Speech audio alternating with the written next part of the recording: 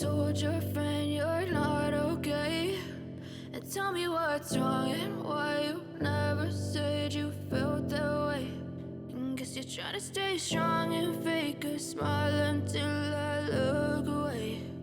But I've known you too long, it hurts to watch your blue eyes fade to gray as you fade away, as you fade away.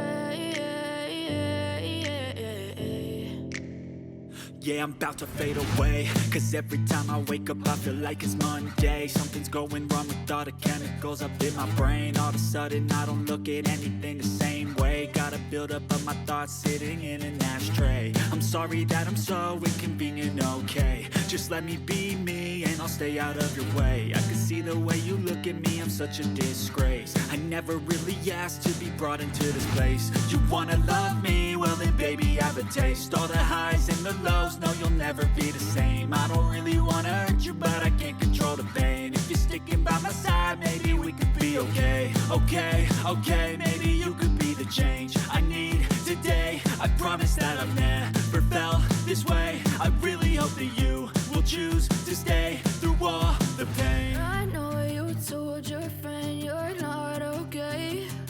And tell me what's wrong and why you never said you felt that way. And guess you're trying to stay strong and fake a smile until I look away. But I've known you too long, it hurts to watch your blue eyes fade to gray as you fade away, as you fade away, as you fade away.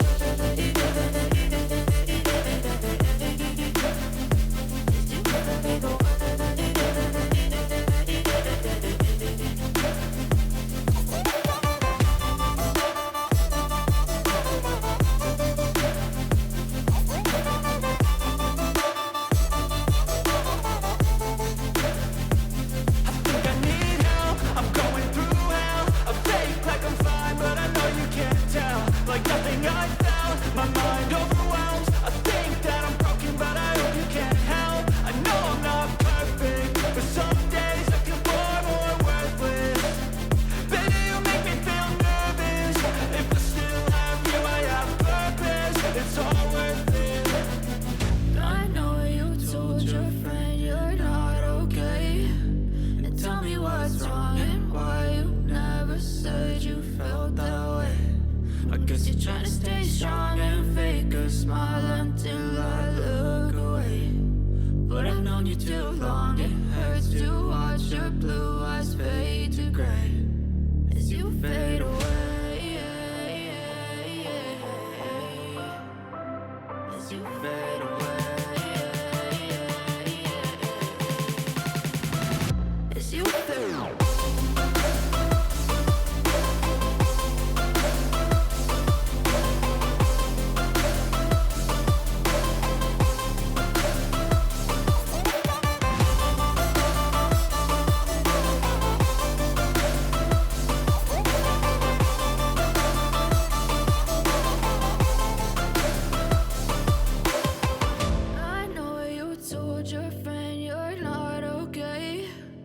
Tell me what's wrong and why you never said you felt that way. And guess you're trying to stay strong and fake a smile until I look away. But I've known you too long, it hurts to watch your blue eyes fade to gray.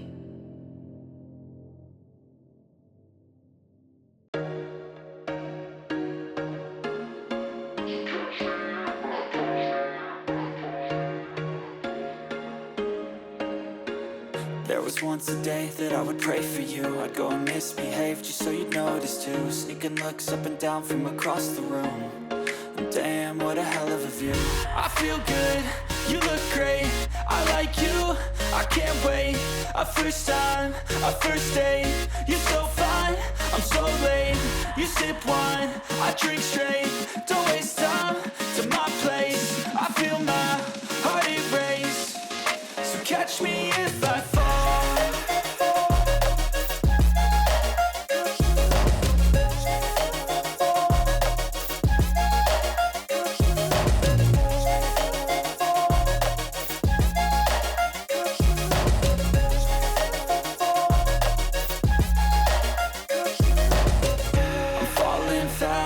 sitting here praying that this night's gonna last.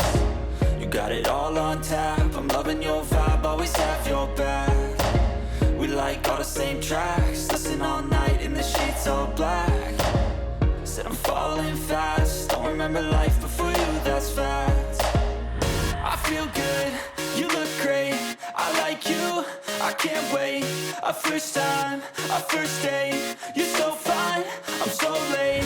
You sip wine, I drink straight, don't waste time to my place. I feel my heart erase, so catch me if I fall.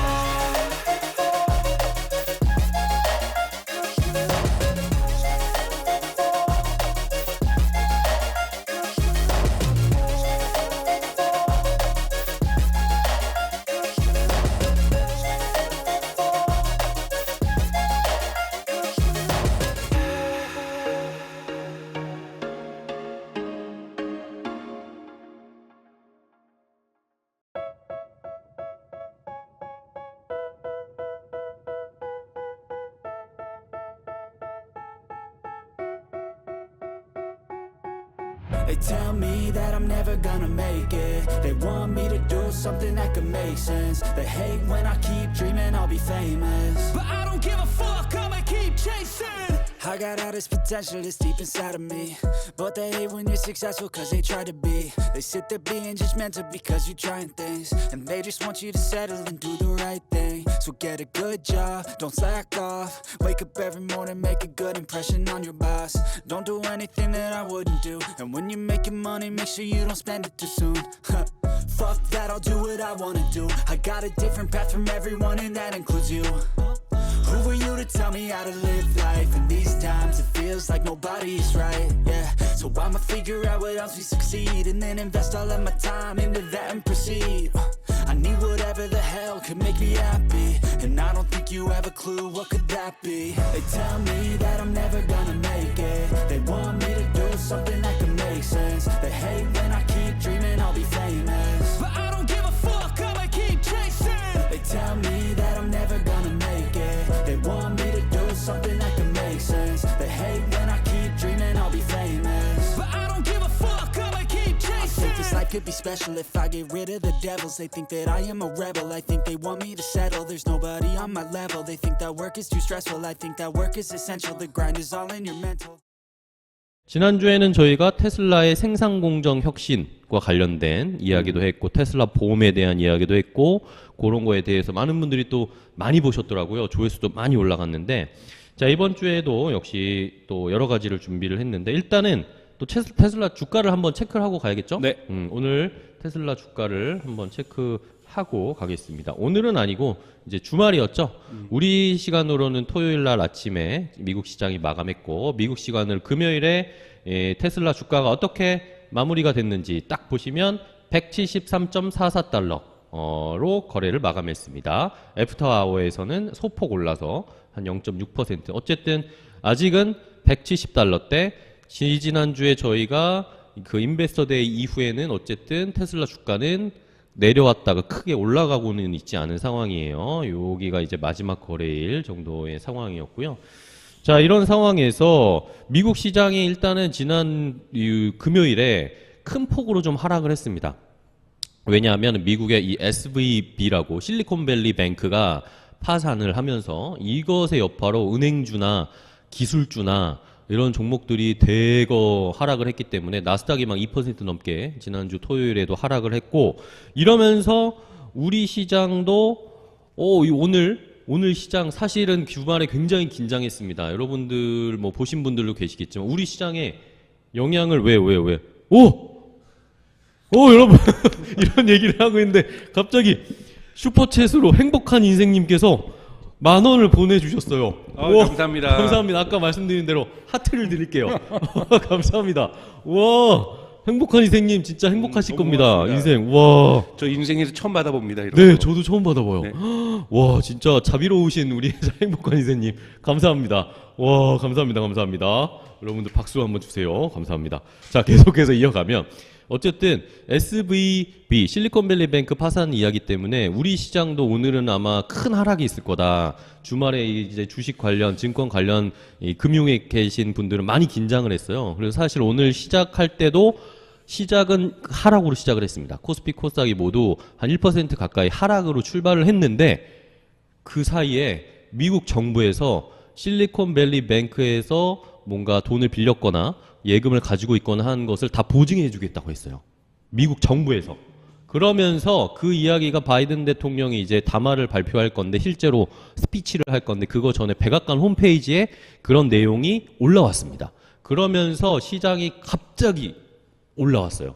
그러면서 코스피가 거의 0.7%였나 상승을 했고 코스닥도 계속 하락하다가 결국에는 마지막에 상승으로 전환이 되면서 오늘 거래가 마감이 됐습니다. 그건 지난주에 이미 예상된 수순으로서 얘기됐던 부분이고요. 네. 미국 연방 그 보험공사에서 다 커버해 줄 거다라는 것들이 여기는 지난 2008년, 2009년에 그 리만 브라더스 사태처럼 악성 모기지들이라든지 또 뭐 서로 계좌 그 꼬여 있는 이런 채권 구조라든지 이런 것이 네. 아니라 순수하게 이 데포지트 그러니까 이 예금주들 그러니까 즉 미국의 스타트업들이 대부분 거기 스타트업이죠. 많이 예금을 하고 있죠. 그 예금주들하고 은행이 그 돈을 가지고 운영을 하고 있는 중장기 채권의 이 갭들이 발생한 네. 대단히 그러니까 수요와 공급에 의해서 발생한 문제이기 때문에 사실 미국의 연준이 그 이자율들을 높여내면서 이것이 바로 시차적으로 바로 적용되지 않는 문제들 이런 것들이 다 구조적으로 작동한 문제이기 때문에 악성 채무가 아니기 때문에 국가에서 바로 개입해서 해결하는 거는 지난 주말에 이미 월스트리트저널이라든지 뭐 파이낸셜 타임즈, 네, 뉴욕 타임즈 이런 데서 다 분석 보도에서는 다 해결될 거라 봤기 때문에 왜냐하면 도미노 이펙트가 이건 발생하지 않을 거라 저도 보고 있습니다. 네. 그러면서 일단은 정부가 개입을 하겠다라는 이야기가 나오면서 시장이 전반적으로 긍정적으로 바뀌었고 이러면서 이런 이야기들도 이제 좀 나옵니다. 이런 악성 채무까지는 아니지만 어쨌든 SVB가 시장에 조금 충격을 약간 줬기 때문에 이제는 연준이 3월 FOMC 때 금리 인상을 조금 덜 할 수도 있지 않을까? 이런 또 기대감, 설레발을 치면서 이 투자자들이 이러면서 오늘 미국 시장이 또 어떻게 밤에 오픈이 되고 어떻게 움직이는지를 조금 봐야 되긴 하는 상황이니까 네, 지금 말씀하셨던 이런 흐름들도 우리가 계속 소개를 시켜드리겠지만 여러분들이 이제 보셔야 될 것들은 이런 것들은 이제 단타로 매매하시는 분들 이런 분들에겐 중요한 정보가 되겠지만 큰 흐름을 보는 거에 있어서는 이런 스페큘레이션 뭐 이런 것들보다는 큰 흐름들 볼 필요가 있는데요. 잠깐 제 화면으로 가서 제가 볼까요? 조금 테슬라 주식에 대해서 좀 간단한 얘기를 해드리면 제가 즐겨보는 웹사이트는 뉴스 서비스는 베런스입니다. 베런스지. 네, 그렇죠. 베런스 보면은 이제 여러 가지 분석들이 많이 나오는데요. 주식에 대해서는 제가 베런스에서 나오는 테슬라의 소식들은 정기적으로 여기서 가져와서 말씀을 드릴 테니까 네, 좋아요. 이게 유료 구독이니까 여러분들 굳이 유료 구독하지 않으셔도 제가 간략하게 네, 소개를 리뷰해 해드리겠습니다. 주세요. 그러니까 네. 베런스에서 몇 가지 테슬라 주식이 지난주에 나왔던 기사들을 보면은 이 기사는 3월 8일자 기사입니다. 그러니까 테슬라 주식이 내려가고 있는데 우리 지난주에 말씀을 드렸었죠. 이 소식 지난주 목요일 날 이 핸들이 뽑힌 이 모델 Y에서 핸들이 뽑힌다라는 것 이런 문제가 리즌은 아니다, 즉 이유는 아니다라고 얘기하고 이런 것들은 지금 사실은 이러한 이 오류들은 일반 자동차 회사들한테서도 헌드레드 계속 발생하고 있는 일들이고 그것이 대형 리콜 사태로 연결되지 않는 이상 이윤율을 크게 갉아먹지 않는 이상 이것이 주식을 내려가게 하지는 않습니다. 네. 오히려 이런 문제가 되는 거죠. 다시 일론 머스크가 트위터를 언론의 헤드라인으로 끄집어 데리고 왔다. 네. 가장 크게는 이제 장애인 비하 사건이라든지 네, 그쵸, 뭐 그쵸. 이런 부분들 또 하나의 뭐 해고 이야기라든지 이런 거죠. 이렇게 했을 때 테슬라 주식은 falling again 하고 있다라는 건데 물론 이것이 인과관계라고는 얘기할 수 없습니다. 상관관계라고도 사실은 아직까지 얘기하기에는 지난번 10월과 11월은 분명하게 존재하고 있었지만 아직 뭐 또 뚜렷한 상관관계라고도 얘기할 수는 없습니다. 하지만 일론 머스크가 트위터 문제로서 부정적인 소식들을 내놓는 것, 그리고 저는 일론 머스크가 트위터 인수는 결정적으로 실수한 거라 보고 있는 개인적으로는 사람이고, 왜냐하면 일론 머스크가 보기에는 그러니까 트위터가 사실은 경영이 잘 못했어요. 그래서 인수해서 자기가 최적화 시켜버리면 이윤율을 최소한, 자기가 뉴욕타임즈 기사에서는 뭐라고 나왔냐면 아랍에 있는 투자자들 만나러 갔어요. 돈을 좀 빌려야 되니까 자기 돈으로는 다 살 수가 없으니까 아랍에 있는 투자자들한테 가서 뭐라고 얘기를 했냐면, 내가 트위터의 마진이라든지 매출을 갖다가 10배 만드는 건 힘들어도 3배 튀우는 거는 일도 아니다. 근데 매출하고 마진이 3배가 올라가면 주가는 크게 올라갈 수밖에 없는 거거든요. 그렇죠. 그러면 그때 다시 되팔겠다 라고 얘기하면서 단기성 채무로 지금 투자자들에게 그 투자 요청을 했었던 뉴욕타임즈 기사가 작년 5월 정도에 나왔었거든요. 그래서 저는 중간에 법정 논쟁할 때도 진짜로 이 사람이 인수하려고 모든 계획들은 2021년에 이미 다 계획화해서 단기적으로 이렇게 트위터 주식을 조금씩 매수할 때도 그랬었던 거고, 네. 중장기적 플랜을 가지고 큰 돈 한번 벌어봐야지라고 들어갔는데, 우선은 가장 보셔야 될 것들은 스페이스X라든지 이 테슬라라든지 이런 것들은 물리적인 실체들이 있는 것들이고, 여기에서 엔지니어링 전문가이기 때문에 이 엔지니어링 전문가들이 만들어서 새로운 세계를 열어가는 것들은 일론 머스크가 탁월한 경영 능력을 보여주고 있다고 저는 생각이 들어요. 천재적인 경영 능력을 보여주고 있는데, 트위터처럼 소셜 미디어라든지 사실은 순수하게 인간의 관계와 관련된 거라든지 뉴스의 소비라든지 이런 것들과 관련된 부분에서는 일론 머스크는 전문성이 저는 전혀 없다고 보고 있어요. 그리고 너무 정책 색깔이 중립이 아니라 강하게 보수적인 색깔을 갖고 있잖아요. 정책으로 보수적이다라고 해서 제가 부정적으로 보는 건 전혀 아닙니다, 여러분. 보수적이라도 충분히 서비스는 잘 운영할 수가 있는 거니까요. 그런데 그런 부분에서 일론 머스크가 트위터에서 전문성 있는 그것을 발휘하면서, 전문성을 발휘하면서 경영하기는 어렵기 때문에 빨리 트위터에서 퇴각하지 않는 이상 이것은 계속해서 테슬라에게 부정적인 영향을 줄 수밖에 없다. 그래서 오늘 뭐 테슬라의 단점과 장점, 내일 장점 말씀드리고 오늘 단점 먼저 말씀드릴까 생각을. 그러니까 이거 사실은 어떻게 할까요?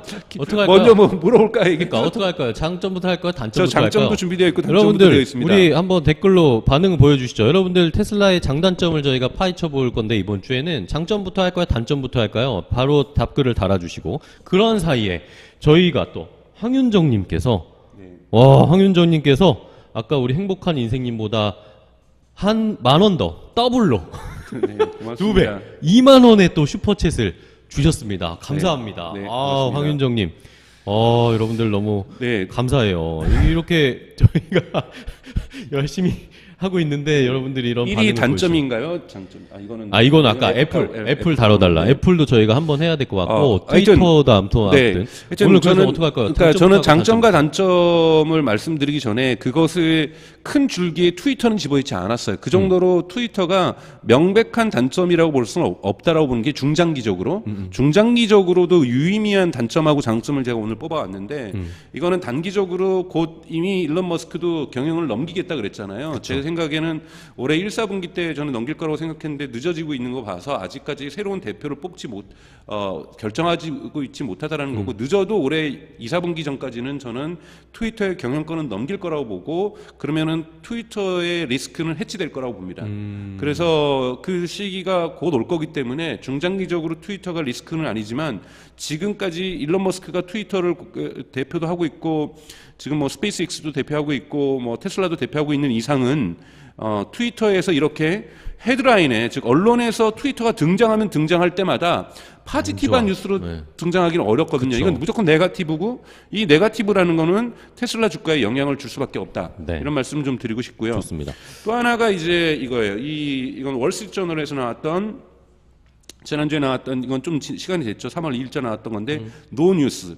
즉 테슬라의 요즘 뉴스거리가 별로 없다? 별로 없으면 이거는 안 좋은 배드 거다? 뉴스라는 거라는 거. 뭐냐면 주가에 배드하다라는 거예요. 그래서 사실은 3월 달에 그 테슬라의 주가 빠진 것이 그 S&P 500이라든지 나스닥 주가보다 더 많이 빠졌거든요. 그래서 이런 이유들은 테슬라에게 새로운 소식이 없다라는 건데 오늘 단점하고 장점을 제가 말씀드릴 것은 제가 지난번에 한번 노이즈하고 시그널을 말씀드렸어요. 네네. 그러니까 그쵸, 테슬라의 주식은 이제는 스토리 주식에서 펀더멘탈 주식으로 바뀌고 있다라는 겁니다. 그러면 펀더멘탈에서 단점과 장점을 알아야 단점의 뉴스들이 나올 경우에는 하방 압력을 받겠구나 주가가. 그리고 장점의 뉴스가 나오기 시작하면은 상승 압력을 받겠구나. 그래서 그러니까 스토리 주식이 아니기 때문에 단타는 이제는 단기 매매 크게 작동하기가 어려울 수 있습니다. 그래서 이 펀더멘털 소식을 좀 노이즈하고 시그널을 구별할 수 있는 좀 방법을 좀 말씀드리려는 거고 이 단점의 뉴스를 갖다가 제가 부정적으로 보는 것도 부정적으로 보지만 장점도 여기에 상응하는 장점이 존재하고 그쵸? 있어요. 그래서 물론 저는 전체적으로 볼 때는 테슬라는 장점이 단점보다 크다고 봅니다. 압력이. 그런데 이제 단점도 명확하게 아셔야 이런 뉴스들이 그쵸. 누적되기 시작하면은 매도하고 매수 시기를 결정하실 때 저희가 어차피 주식 방송을 아니기 때문에 그걸 말씀드리진 않을 거지만 네. 이런 뉴스들이 만들 때는 거죠. 하락하겠구나. 당분간 하락하겠구나. 근데 장점의 뉴스들이 누적되기 시작하면은 상승할 수도 있겠구나. 좀 그쵸. 이런 식의 뭔가 그걸 가져볼 수 있을 거라고 생각이 듭니다. 좋습니다. 자, 말씀을 해주신 것처럼 그런 장점과 단점을 얘기하면서 우리가 스스로 판단할 수 있는 그런 판단력을 길러보자라는 취지에서 이번 주에는 테슬라의 장단점을 얘기해 볼 겁니다. 근데 제가 댓글 부탁드렸더니 일단은 상현박님은 장점부터요라고 하셨는데 NH킴님이랑 비치업님이 안 좋은 이야기부터 들어보죠 라고 하셨습니다. 네. 그래서 다수결로 해서 안 좋은 이야기 단점부터 그럼 해볼까요? 오늘의 본론? 네, 제가 하면 이 얘기 또 안 하고 들어갔네 또. 최근에 주가가 내려가니까 캐시우드가 여러분들 뭐 얘기하는 것처럼 뭐 샀어요. 테슬라 주식 1,800달러까지 갈 거다 뭐 이렇게까지 호언장담하는 건 저는 그걸 부정적으로 보고 한 600달러 맥스 600달러 정도까지 가지 않겠는가 이렇게 말씀을 드렸었는데 캐시우드 같은 경우에는 당연하게 지금 주가가 내려가니까 이건 당연하게 사는 거예요. 이 사람 같은 경우에는 저가 매수를 계속해서 갈 거라고 생각하는 시도하고 거니까. 있기 때문에 캐시우드는 주가가 내려가자마자 테슬라 주식을 다시 사기 시작했습니다. 그래서 사실은 비쌀 때도 많이 샀고 뭐 그렇게 했지만 이 저가에 들어오고 있다는 것은 중장기적으로 아크 인베스트먼트에서 테슬라의 주가를 긍정적으로 보고 있다고 볼 수가 있고요. 네. 사실은 월가에 지금 제가 이름 못 외우는데 대단히 유명한 투자자가 최근에 두 가지 상응된 그러니까 좀 서로 저는 그런 거를 저 주식 전문가 아니라서 배치되는 반응을 했는데 테슬라 주식을 바이에서 매수해서 보류로 바꿨어요. 네네네. 보류로 바꿨는데 월가에서 근데 테슬라의 그 목표 주가를 갖다가 200달러에서 210달러로는 올렸어요. 목표 주가는 조금 올렸고. 네, 목표 주가는 올렸고 지금 현재 바이할 때가 아니라 유보할 때다. 뭐 이런 식의 의견들은 지금 나오고 있습니다.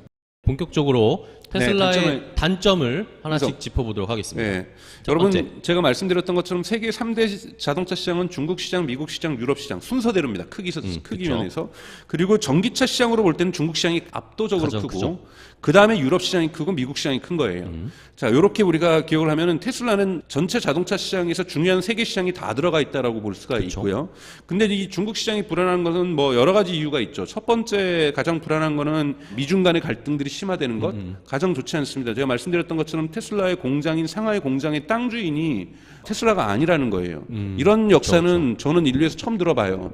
공산주의에서는 가능한 것 같은데 네네. 테슬라의 상하이 공장의 땅 주인은 중국 공산당이라는 거예요. 그렇죠. 그렇기 때문에 언제든지 방 빼라 그러면 방 빼야 되는 되니까. 이런 상황이기 때문에 일론 머스크가 중국 정치에 대해서는 완전한 노코멘트 전략으로 갈 수밖에 없다라는 것. 그러니까 그러한 상황은 인지하셔야 됩니다. 그런데 얼마나 속이 부글부글 끓겠어요. 그러니까 바이든에게 중국하고 좀 더 친하게 지내봐 이런 얘기도 못해요. 그러니까 중국에서는 완전한 노코멘트 전략으로 갈 수밖에 없는 상황이라는 거를 테슬라의 약점으로 잡혀 있다는 거고 두 번째 이 그림이 되게 의미가 있는데요. 화면 좀 보시면요. 이게 뭐냐면 중국 전체 자동차 시장의 등락 폭이에요. 그런데 이제 작년 하반기부터 자동차 매출이 쭉쭉쭉쭉쭉쭉 그러니까 자동차 판매 대수가 떨어지고 있잖아요. 떨어지고 있는 것이 뭐냐면 이 경기 하방 압력입니다. 시진핑이 이제 영구 집권이 거의 결정되다시피 해서 중국 리스크가 내부적으로 해결되고 있다라고는 하지만 중국의 내수 시장이 특히 11월에 코로나가 확산이 확 됐었잖아요. 그렇게 되면서 내수 시장이 확 죽었어요. 그래서 내수 시장이 죽으면서 작년 4, 4분기 우리가 실적을 보면은 예상했던 그 판매량보다 사실 떨어졌는데 그 부분이 대부분 중국에서 온 겁니다.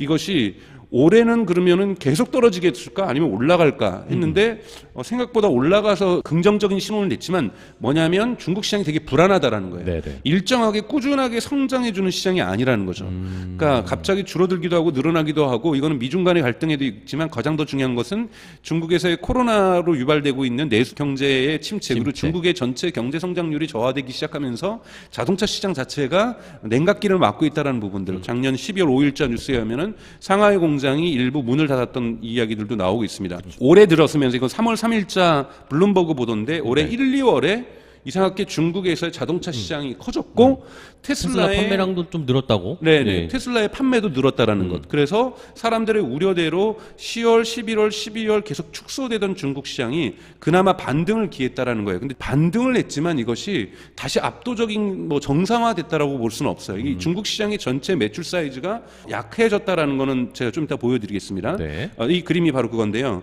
업앤다운이 되게 심하다라는 거예요. 중국 시장이. 중국 시장이 안정적인 판매처가 아닐 수도 있다. 그러니까 보십시오. 지금 테슬라의 먼슬리 매출 구조를 볼 때 1, 2월에 올라갔어도 워낙 떨어진 폭이 커가지고 아직까지는 바닥 쪽에 있다라는 거죠. 그러니까 이런 부분에서 테슬라가 중국에서 되게 업앤다운이 심하다라는 부분들 그리고 지금 상승되고 있어도 이것을 조금 더 지켜봐야 된다는 것. 만약에 계속해서 1, 4분기는 이렇게 되면 좀 잘 나올 거예요.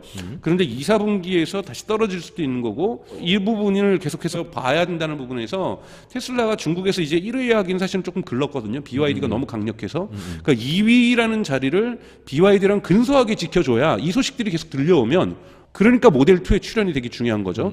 그렇게 들려오면 상승 압력으로 가겠지만 계속해서 테슬라가 중국 시장에서 고전하고 있다라는 뉴스가 누적되면 테슬라의 주가의 하방 압력을 받을 수밖에 없습니다. 이거는 그렇죠. 왜냐하면 지금 1, 2월 올라간 것도 여러분 보셔야 될 것들이 테슬라가 중국 시장에서 가격을 대폭 인하한 거거든요. 그렇죠.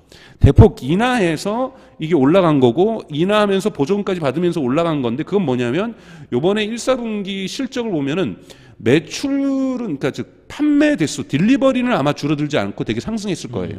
이걸 월가에서 어떻게 평가할지 모르겠지만 물론 1, 4분기 때 실적 발표할 때 제가 미리 저희도 거의 생방 준하는 식으로 1, 4분기 발표 때 제가 예측하는 것과 월가가 예측하는 것 그리고 실제로 나왔을 때 반응 제가 세 개를 다 비교를 해드리겠습니다. 네네. 많은 이윤율 하락 압력을 받는 거죠. 지금 그렇죠. 미국에서도 그렇고 중국에서도 양대 두 개의 거대 시장에서 테슬라의 딜리버리 자동차 판매 대수는 증가하고 있지만 가격을 낮춰줬기 때문에 마진 레이트가 지난 4, 4분기 때 나왔던 그런 어마어마한 놀라운 24%가 만약에 20%대로 떨어진다든지 18%로 떨어지면 이거는 평가에 따라서 월가 일부에서는 이걸 부정적으로 평가를 할 거고 그럼 기관 투자자 같은 경우에는 실망하게 될 거고 이렇게 되면 주가가 내려갈 수도 있습니다. 그래서 이런 부분들은 지난주에도 저희가 뉴스 기사 하나 가져왔지만 그런 이 마진이 떨어질 거기 때문에 투자 의견을 하향하겠다라고 한 데도 실제로 몇 군데 있었습니다. 네네네. 그래서 이 부분들을 보실 필요가 있다라는 거고요. 네.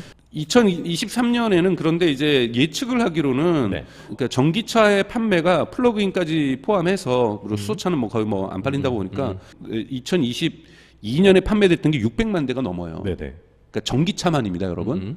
그러니까 전기차가 600만 대가 팔리는 시장이에요. 어마어마한 시장인 거라는 거고요. 그리고 2023년에 예상되는 것이 거의 900만 대에 육박하고 있어요.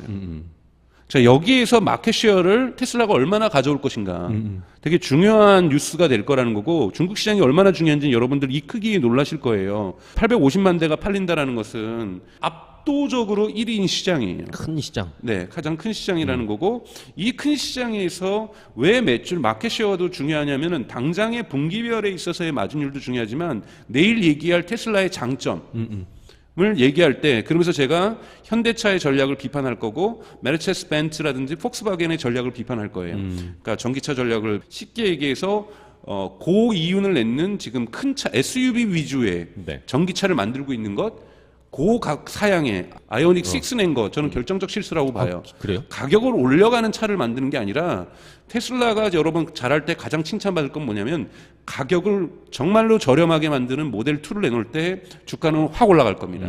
그 이유도 제가 테슬라의 장점을 말할 때 분명하게 말씀을 드릴게요. 내일 말씀을 드리겠습니다. 베런스도 분석하고 있지만 올해 상반기 1, 2월에 테슬라만 올라간 것이 아니라 매출이 BYD도 올라갔어요. 그쵸. 그러니까 BYD의 이 강세가 너무 크고 사실 제가 현대기아차 다니신 분들을 몇 분, 두 분 만나서 뭐 두 분 얘기밖에는 아니기 때문에 대단한 얘기는 아닌지 그분들이 BYD를 분석했을 때는 현대기아차는 도저히 만들 수 없는 거다. 이 가격에 이 정도 퀄리티.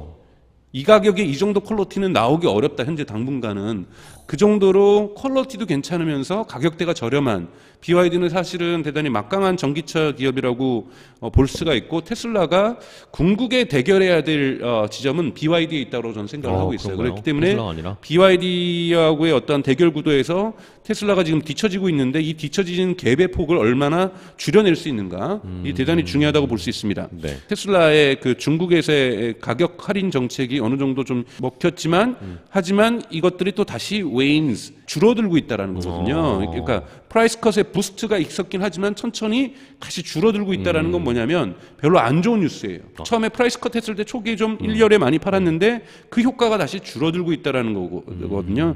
이런 부분들도 사실은 중국에서 쉽지 않다라는 거고 저는 모델 2가 나오지 않는 이상 중국 시장에서 테슬라가 BYD를 추격하는 것은 이론적으로도 그리고 현실적으로도 매우 어렵다고 보고 있습니다. 그래서 멕시코 공장의 빠른 준공과 모델 2의 그 생산 그리고 지금 지난번에 말씀드렸던 것처럼 상하이 공장이 2주 휴가에 들어갔잖아요. 2주 휴가에 들어가는 이유는 앞으로의 그 우리 지난 시간에 얘기했던 새로운 생산 공정을 위해서도 휴가에 들어갔지만 스페큘레이션이 나오는 것들은 여기에서도 모델 2가 생산되기 위해서라도 라인 교체 작업을 지금 하고 있다. 근데 테슬라의 가장 큰 장점은 우리가 무인 운반 차량 제가 말씀드렸던 이것으로 연결되어 있던 컨베이어 벨트가 쪼개져 있기 때문에 테슬라는 컨피그레이션만 소프트웨어적으로 바꿔주면 모델 3가 만들어져 있던 일반 공정에서 일부를 빼내서 모델 2도 만들 수 있습니다.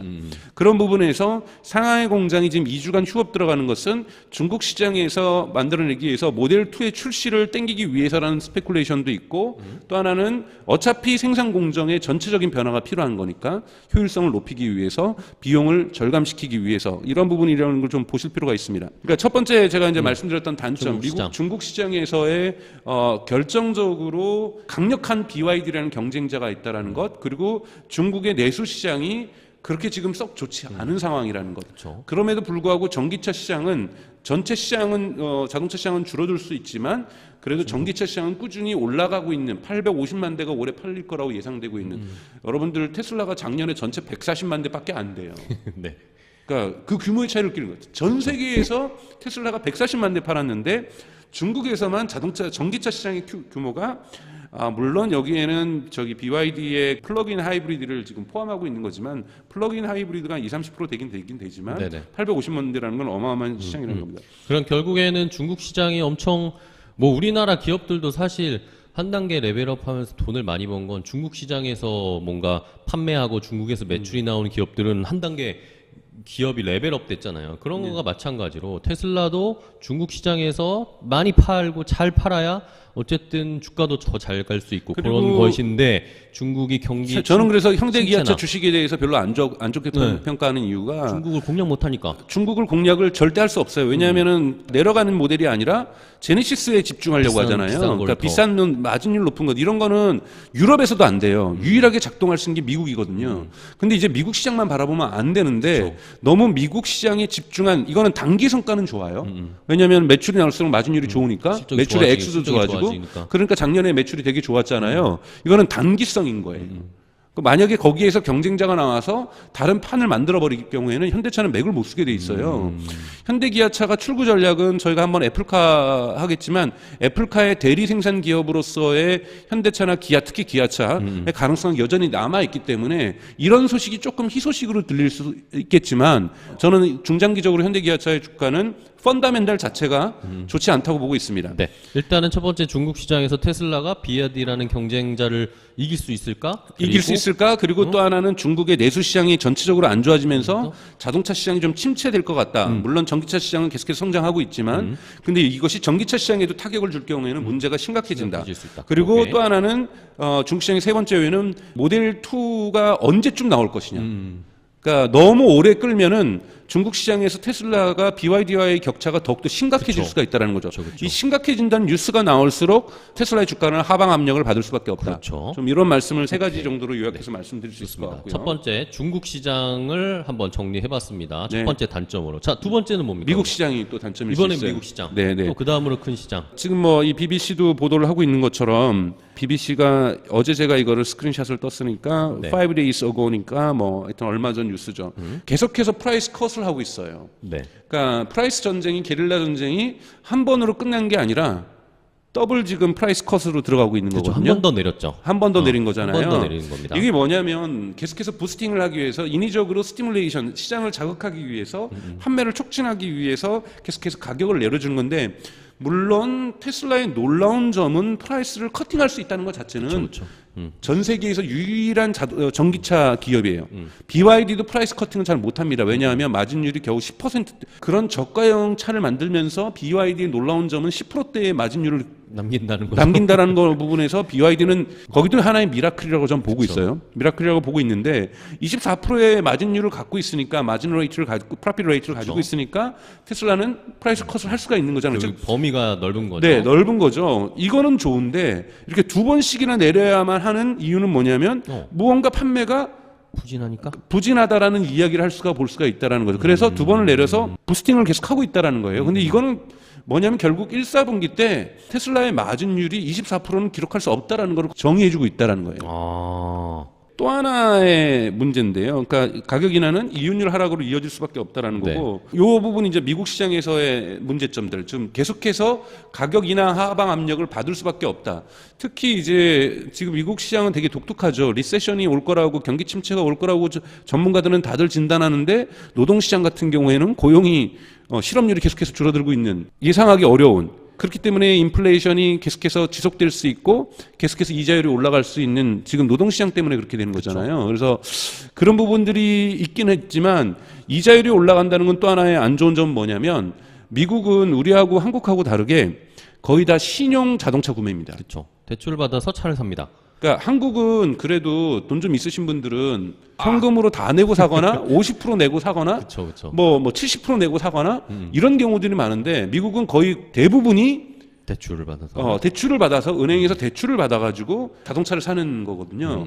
근데 이 은행 대출이 이 변동성 금리이기 때문에 계속해서 올라가요. 그렇죠. 그러면 보십시오. 연준이 이자율을 계속 올린다는 시그널을 주면 사람들이 자동차 사는 시기를 자꾸 늦출 수밖에 없다라는 네. 거예요. 그래서 작년보다 더 심각한 것은 올해 자동차 사는 사람들이 더 줄어들 수 있다라는 거예요. 물론 노동시장에서 계속해서 안정된 고용을 갖고 있기는 하지만 물가가 계속 오른다라는 것은 실질 임금이 낮아진다는 것이기 때문에 미국 시장이 지금 두 번째 문제는 테슬라의 이윤율 하락 압박이 있다는 거고 두 번째는 높은 이자율. 이자를 높은 올리는. 이자율에 의해서 자동차 구매 자체가 시장 자체가 축소될 수 있다. 전체 자동차 시장 축소가 이루어질 수 있다라는 거죠. 이런 부분에서 이건 테슬라에게는 안 좋은 단점. 근데 이 두 가지를 얘기하는 거에서 지금 미국 시장, 중국 시장의 특징은 뭐냐면 테슬라 자체가 이건 못해서가 아니라 시장이 어려운 거예요. 그러니까 시장이 어려운 거지. 제가 테슬라의 단점이라고 했지만 사실 도전이라고 볼 수도 있는 거예요. 네. 뒷부분은 조금 단점인데 앞에 두 가지는 사실은 도전이죠. 그러니까 시장의 조건이 항상 좋은 조건, 즉 불마켓처럼 파지티브하고 금리도 낮고 옵티미스틱하지 않다라는 것. 이런 부분들이 의해서 테슬라가 지금 도전을 겪고 있다는 부분인 거고요. 이제 세 번째로 넘어가면요. 네. 전체적으로 이건 또 아까 전에 말씀드렸던 거 똑같은 거죠. 미국만이 아니라 유럽 또한 경기 침체라는 거예요. 유럽 같은 경우 특히 전쟁까지 이루어지고 있다는 거예요. 전쟁이 이루어지면서 테슬라는 직접 광고는 안 하고 있지만 사람들이 럭셔리 굿에 대한 수요가 확실하게 줄어들었어요. 그러니까 사치제. 근데 물론 자동차는 사치제가 아니라 뭐 유럽이나 미국이나 뭐 이런 데서는 기본제죠. 기본적으로 있어야 되는 거지만 고가 상품군이죠. 그쵸. 고가 상품군에 대해서 사람들이 지출을 줄이고 있다는 부분에서 올해 경기 침체가 특히 유럽 같은 경우도 대단히 강하고 한국도 사실 조금 경기 침체의 전운들이 좀 느껴지잖아요. 네네. 그리고 이건 중국은 말할 것도 없고 물론 아무리 시진핑의 리스크가 해소되고 중국이 터닝하면서 정책을 경기 부양을 터닝하면서 하려고. 뭔가 개방하려고 다시 개방하려고 하고 다시 화해의 제스처를 쓰고 있지만 전혀 지금 미중 간의 갈등을 해소될 국면을 보이고 있지 않고 미국은 이미 진입을 했죠. 갈등의 국면으로 진입을 해버렸기 때문에 법안 사인까지 다 하고 있는 상황이기 중국을 때문에 배제하기로 했죠. 네, 그래서 특히 반도체라든지 AI와 관련돼서 이런 부분들은 심각한 상황이기 때문에 이러한 경기 침체 국면이 그리고 베어 마켓에 지속되고 있는 것 테슬라가 갖고 있는 또 도전이고 단점일 수 있는 거죠. 주식이 갖고 있는. 이건 근데 누구나 갖고 있는 거라고 얘기할 수 있지만 그래도 거론을 해야 될 부분이라서 얘기를 하는 건데 재밌는 거는 이 표예요. 여러분 이거는 진짜 외워두셔야 되는 표입니다. 이게 뭐냐면 테슬라의 넷 인컴이에요. 우리 테슬라의 주가가 언제부터 뛰었습니까? 2019년부터 뛰었어요. 모델 3가 양산 체계를 가지면서 또 뛰었는데 근데 테슬라가 그렇다고 해서 돈을 번 건 아니에요. 돈을 언제부터 봅니까? 2021년부터. 2021년부터 버는데 언제부터? 2021년 3, 4분기 때부터 확 뛰기 시작하는 거예요. 네. 이게 뭐냐면 넷 인컴이니까 이때부터 이거는 순수 순이익이잖아요. 그러니까 순이익이 계속해서 증가하고 있었다라는 부분들이 뭐냐면 이때부터 뭔가 대량 양산 체계를 갖고 있었다라는 거죠. 이 부분들이 이제 앞으로 계속 유지될 것인가. 근데 만약에 이 그림이 뭐 중간에 3, 4분기 때는 꺾이긴 하지만은 다시 한 번 더 꺾인다. 많이 하락한다. 이러면 이제 부정적인 영향을 받을 수밖에 없다라는 거고요. 근데 요 그림은 뒷부분에서 또 제가 다시 한번 비교를 할 거예요. 장점 때 이 넷 인컴하고 사실은 생산량하고도 관계가 있어요. 그러니까 앞으로 테슬라는 생산량을 높이면 높일수록 규모의 경제 효과를 보게 되면서 넷 인컴이 올라갈 가능성이 높습니다. 그래서 넷 인컴을 보면서 테슬라의 주가가 어떻게 상관관계를 가질지를 지켜보는 것 앞으로 이 부분이 되게 중요한 거기 때문에 그렇기 때문에 제가 아까 초반에 말씀드렸던 중국하고 미국은 이 넷 인컴을 하락시킬 거라는 거예요.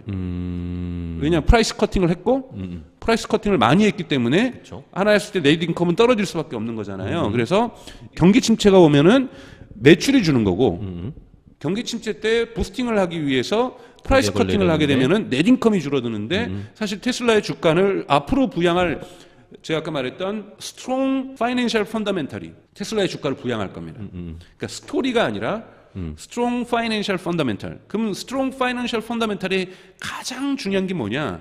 매출보다 더 중요한 것은 넷 인컴입니다. 그렇죠. 프라핏 레이트를 구성해 주는 거니까요. 그래서 이 넷 인컴이 하락 압력을 받는 중국 시장과 미국 시장에서의 프라이스 커팅, 매출 수준은 높이겠지만 그래서 이 부분을 보고 근데 절대량 부분에서만 유지를 해줘도 어느 정도는 좋게 볼 거라고 저는 생각해요. 저는 좋게 볼 겁니다. 그러니까 프로핏 레이트는 떨어져도 넷 인컴의 절대량 정도는 매출이 증가하면 또 유지될 수 있거든요. 그래서 이런 부분들 지표들을 보면서 앞으로 1, 4분기 끝나고 이거 넷 인컴과 테슬라 주가의 상관관계 이런 것들을 살펴볼 거거든요. 그래서 이런 것들을 계속 보면서 새로운 매트릭스를 찾으셔야 돼요. 테슬라를 투자하시려면 테슬라가 자율주행할 거야. 이건 이제 끝난 거라고 저는 생각이 들고요. FSD를 갖다가 구독경제로 만들어낸 거 이런 건 잘한 거예요. 이런 것들은 넷 인컴을 올려냅니다. 왜? 소프트웨어이기 때문에 그쵸. 소프트웨어의 마진율이 좋거든요. 그쵸. 그래서 넷 인컴을 어떻게 만들어내는가에 대한 넷 인컴을 계속해서 지켜보는 이러한 새로운 매트릭스를 가지면서 테슬라의 주식을 팔로잉하는 게 되게 중요하다는 말씀을 좀 드리고 싶고요. 네. 이렇게 경기 하락 국면에서도 그다음에 테슬라의 가장 큰 단점 이거는 단점이에요. 근데 이걸 어떻게 극복할 건지는 장점에서 제가 말씀을 드릴 건데 네. 네트워크 이펙트가 없다라는 건 네트워크 이펙트라는 건 뭐냐면 강정수는 아무것도 하지 않았는데 강정수하고 똑같은 제품을 많이 쓰는 사람이 늘어나면 늘어날수록 강정수의 유익이 커지는 거죠. 예를 들자면 휴대폰을 스마트폰 말고 우리 피처폰이라고 생각하죠. 네. 제가 피처폰 갖고 있다고 해서 저의 유익이 막 커지는 게 아니라 피처폰을 갖고 있는 다른 사람이 증가해야 내가 통화할 수 있는 사람의 잠재적으로 많아지는 거니까 저의 유익이 커지는 거죠. 그렇죠. 이거를 우리가 네트워크 이펙트라고 얘기를 합니다. 이거를 직접 네트워크 이펙트라고 얘기를 해요. 그런데 간접 네트워크 이펙트도 있어요. 뭐죠?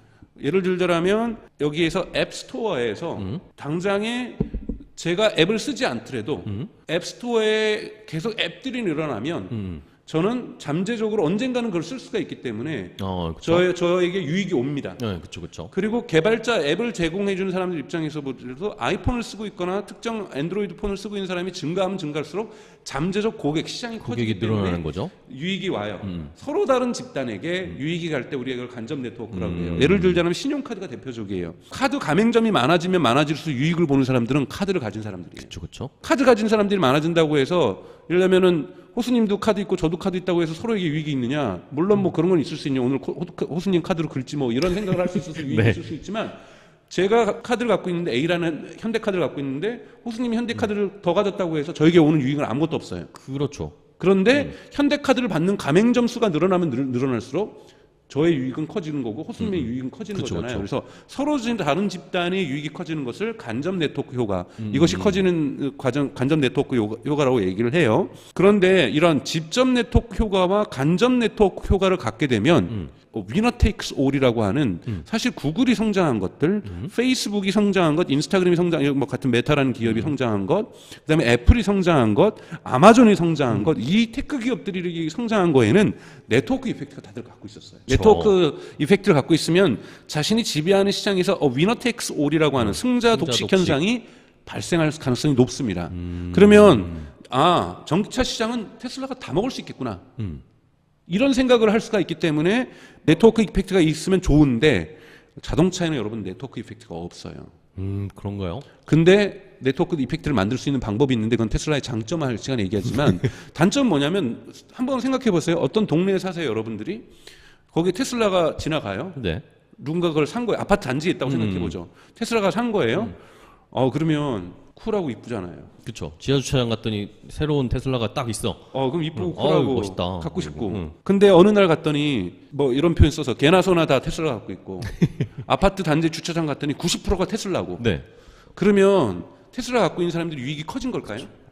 희소성이 떨어지는. 희소성이 떨어지고 뭔가 그쵸. 쪽팔리고 남들 갖고 있는 거 다 다 갖고 똑같고, 있는 대중재 커머더티가 된 것 같은 느낌이고 그러니까 소나타 타는 느낌일 거 아니에요. 모든 사람이 만약에 그 마을에 마켓 쉐어가 90%가 돼버리면 네트워크 이펙트가 그러니까 없는 거예요.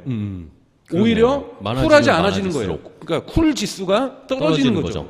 떨어지는 효과가 있기 때문에 테슬라의 마켓 쉐어가 높아지는 것이 특정 지역에서 그렇게 좋지 않다라는 얘기가 되는 거죠. 그러니까 테슬라는 이러한 하드웨어, 제가 이게 장점에서 말씀드릴 것은 소프트웨어에서는 네트워크 이펙트를 추구할 수 있고 추구하는 방법을 얘기할 거고 이 소프트웨어에서 추구하기 위해서는 테슬라가 어떤 전략을 쓰고 있는지 지금 잘 쓰고 있다라는 거고 이거하고 정반대의 길을 가고 있는 기업이 현대기아차라는 거고 그리고 폭스바겐이고 메르세데스 벤츠고 BMW라는 거예요. 하드웨어는 네트워크 효과를 만들어낼 수 없습니다. 테슬라의 하드웨어는. 네. 이것이 테슬라가 갖고 있는 숙명적인 단점이다. 단점인 거고 이걸 일론 머스크가 알고 있다라고 저는 생각하고 있고 이걸 극복하기 위한 전략을 쓰고 있어요. 이런 전략을 쓰고 있는 데가 테슬라고 이 장점은 내일 말씀드리겠습니다. 테슬라고 그다음에 BYD고 그리고 미국과 유럽 기업의 합병 기업이죠. 스텔란티스 같은 경우는 알고 있어요. 스텔란티스 같은 경우는 이걸 알고 있다라는 거고 그래서 해자라는 단어를 많이 써요. 해자라는 건 뭐냐면 한국에도 있었지만 사실은 유럽에 더 성이 많죠. 성 주변에 평지의 성 주변에 우리는 산성을 쌓았잖아요. 산에다가 성을 쌓았으니까 문제가 없는데 평지에다 성을 쌓으면은 공격하기가 쉽거든요. 그래서 성 주변에다가 되게 두꺼운 연못을 팝니다. 이거를 해자라고 얘기를 하죠. 물을 파죠. 이게 모트라 그래요. 그러니까 뭐냐면 내가 한번 마켓 쉐어를 20%를 테슬라가 장악을 했어요. 그러면 해자를 만들면 못 쳐들어옵니다. 그쵸. 미국 언론이나 경영 분석에서는 이 전략 분석에서 많이 나오는 것이 이 모트라는 단어예요. 테슬라의 모트는 뭐냐?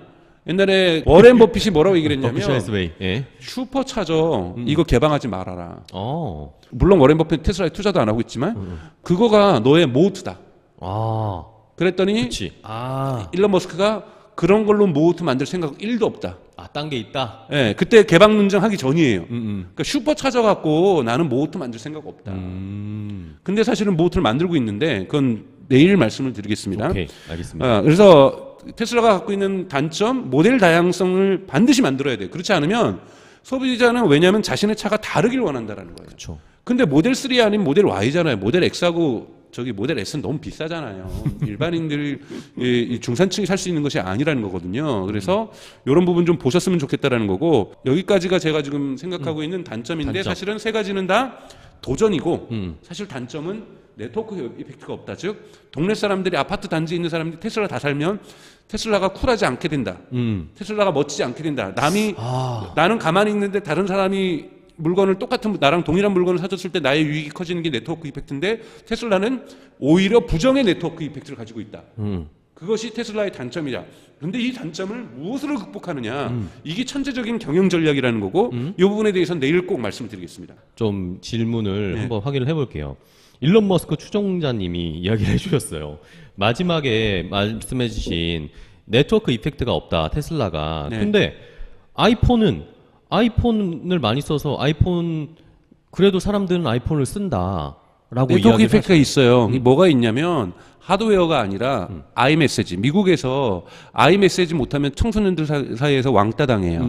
그 다음에 앱스토어예요. 앱스토어가 네트워크 이펙트를 만드는 겁니다. 기계가 아니라. 네, 그러니까 앱이 많으면 많을수록 그래서 간접 네트워크 효과, 그러니까 즉 다이렉트 네트워크 이펙트가 있고 인디렉트 네트워크 이펙트가 있는데 애플 같은 경우에 아이폰은 간접 네트워크 효과를 가지고 있어요. 그리고 테슬라가 노리는 것도 이겁니다. 힌트를 약간 주셨네요. 네. 오케이. 단순히 아이폰 기기가 아니라 그 안에서 활용된 아이메시지나 앱을 통해서 간접 네트워크 효과를 아이폰은 만드는 거다. 근데 테슬라는 그런 게 지금으로선 안 보이는데 앞으로 준비하고 있는 건 내일 알려드리겠습니다. 자, 그러면 이제 본론으로 들어가서 테슬라 이야기들을 하나씩 해볼 텐데 최근에 좀 이슈가 되고 있는 테슬라에 대한 이야기들을 기사를 보면서 좀 체크를 해보도록 하겠습니다. 지난주에 미국 시장에서는 어쨌든 가장 큰 이슈는 이 SVB 실리콘밸리 뱅크가 파산한다 이런 이야기가 나오면서 주가도 많이 움직였고 떨어졌고 미국 은행주들은 진짜 많이 떨어졌습니다. 근데 여기서 중요한 거 왜 이야기를 하느냐, 테슬라와 연관된 SVB와 관련된 이슈가 있었습니다. 자, 보시는 것처럼 자, 일론 머스크가 파산한 SVB도 인수할까? 테슬라 주주들이 좌불안석하고 있다라고 이야기를 했습니다. 트위터 꼴 날까봐. 네, 그렇죠. 근데 이걸 또 트위터 꼴 날 것 같은데 또 트위터에다가 일론 머스크가 이걸 썼어요. 자기가 SVB 인수에 생각이 열려 있다라고 코멘트를 했어요. 제 생각에는 테슬라가 인수하기 전에 한국에 있는 대형 기업이 저게 미국 은행 사업에 진출한다는데 SVB 이런데 SK라든지 미국 한번 진출해보고 싶어서 꿈을 꿨었잖아요. 네네. 뭐 이런 데라든지 뭐 아니면 KT가 인수를 한다든지 좀 이런 일이 있었으면 재밌을 것 같아요. 일론 머스크가 인수하기 전에 제발. 그러니까 빨리 미국 진출에 마음이 있는 기업들은 얼른 낚아채야 됩니다. 물론 은행업은 정부의 규제도 강하고 미국 정부의 허락이 있어야 되는 거긴 하지만 뭐 반도체도 우리가 지금 미국하고 협력하고 있는데 그렇죠. 이 정도는 우리가 달라고 얘기를 해야죠. 그래서 그럼요. 좀 현 정부에서도 좀 지원해주고 해서 우리나라 대기업이 SVB 또 한국은 규제가 있잖아요. 그 뭐 대기업이 은행업을 금산분리가 있는데 미국은 가도 되거든요. 그러니까 제발 좀 가서 일론 머스크가 뭐 하기 전에 일론 머스크보다 더 크게 질러서 혹시 경쟁하더라도 미국 기업 금융계 진출해보는 또 뭔가 도전이 될 수도 있고 머스크가 좀 더 테슬라에 집중할 수 있도록. 그렇습니다. 그게 왜 문제냐면은 이런 인수설에 대해서 주주들이 너무나 걱정하는 겁니다. 지난해 이 트위터 인수하는 과정에서 그것 때문에 뭐 100% 그것 때문은 아니지만 그것 때문에 주가가 많이 떨어졌습니다. 우리는 너무 가슴이 아프다고요. 사실은 정확하게 그래프상으로 보잖아요. 근데 그러니까 제가 그래서 어제 방송에서 상관관계를 아직 밝히기는 어렵다라는 이유가 아마존이라든지 다른 테크 기업들도 유사한 폭으로 테슬라처럼 떨어졌거든요. 그래서 이것이 이제 페드의 어떠한 이자율 인상하고도 더 오히려 상관관계가 있지 트위터하고 직접적으로 없지만 그래도 우리 느끼기에 자꾸 트위터에 가서 뻘짓하니까 그냥 가만히 특히 미국의 있지. 언론들이 우호적 반응을 안 보이게 됩니다. 워낙 테슬라한테 안 좋은 반응이었는데 특히 미국의 리버럴이라고 할 수 있는 진보 진영인 뉴욕타임즈라든지 이런 곳에서 테슬라를 그러니까 일론 머스크를 비판할 수밖에 없고 사실 비판할 말들을 너무 많이 했고 행동을 너무 많이 했어요. 트위터 인수 관련해서 인수 이후에도 그러다 보니까 이것이 여론 환경에서 안 좋아지는 거죠. 근데 이건 별로 좋은 거 아니거든요. 그렇죠. 리스크가 될 수 있으니까 언제든지 또 공격을 받을 수 있으니까 빨리 트위터 자뻑에서 좀 벗어났으면 좋겠어요. 자기 트윗을 다 봐야 된다든지 뭐 이렇게 지금 조정하고 있잖아요. 제가 보기에는 나르시즘이 너무 강한 것 같아요. 그러니까요. SVB는 제발 인수하지 않는 걸로 좀 그렇게 마음을 가져보고 다음 뉴스.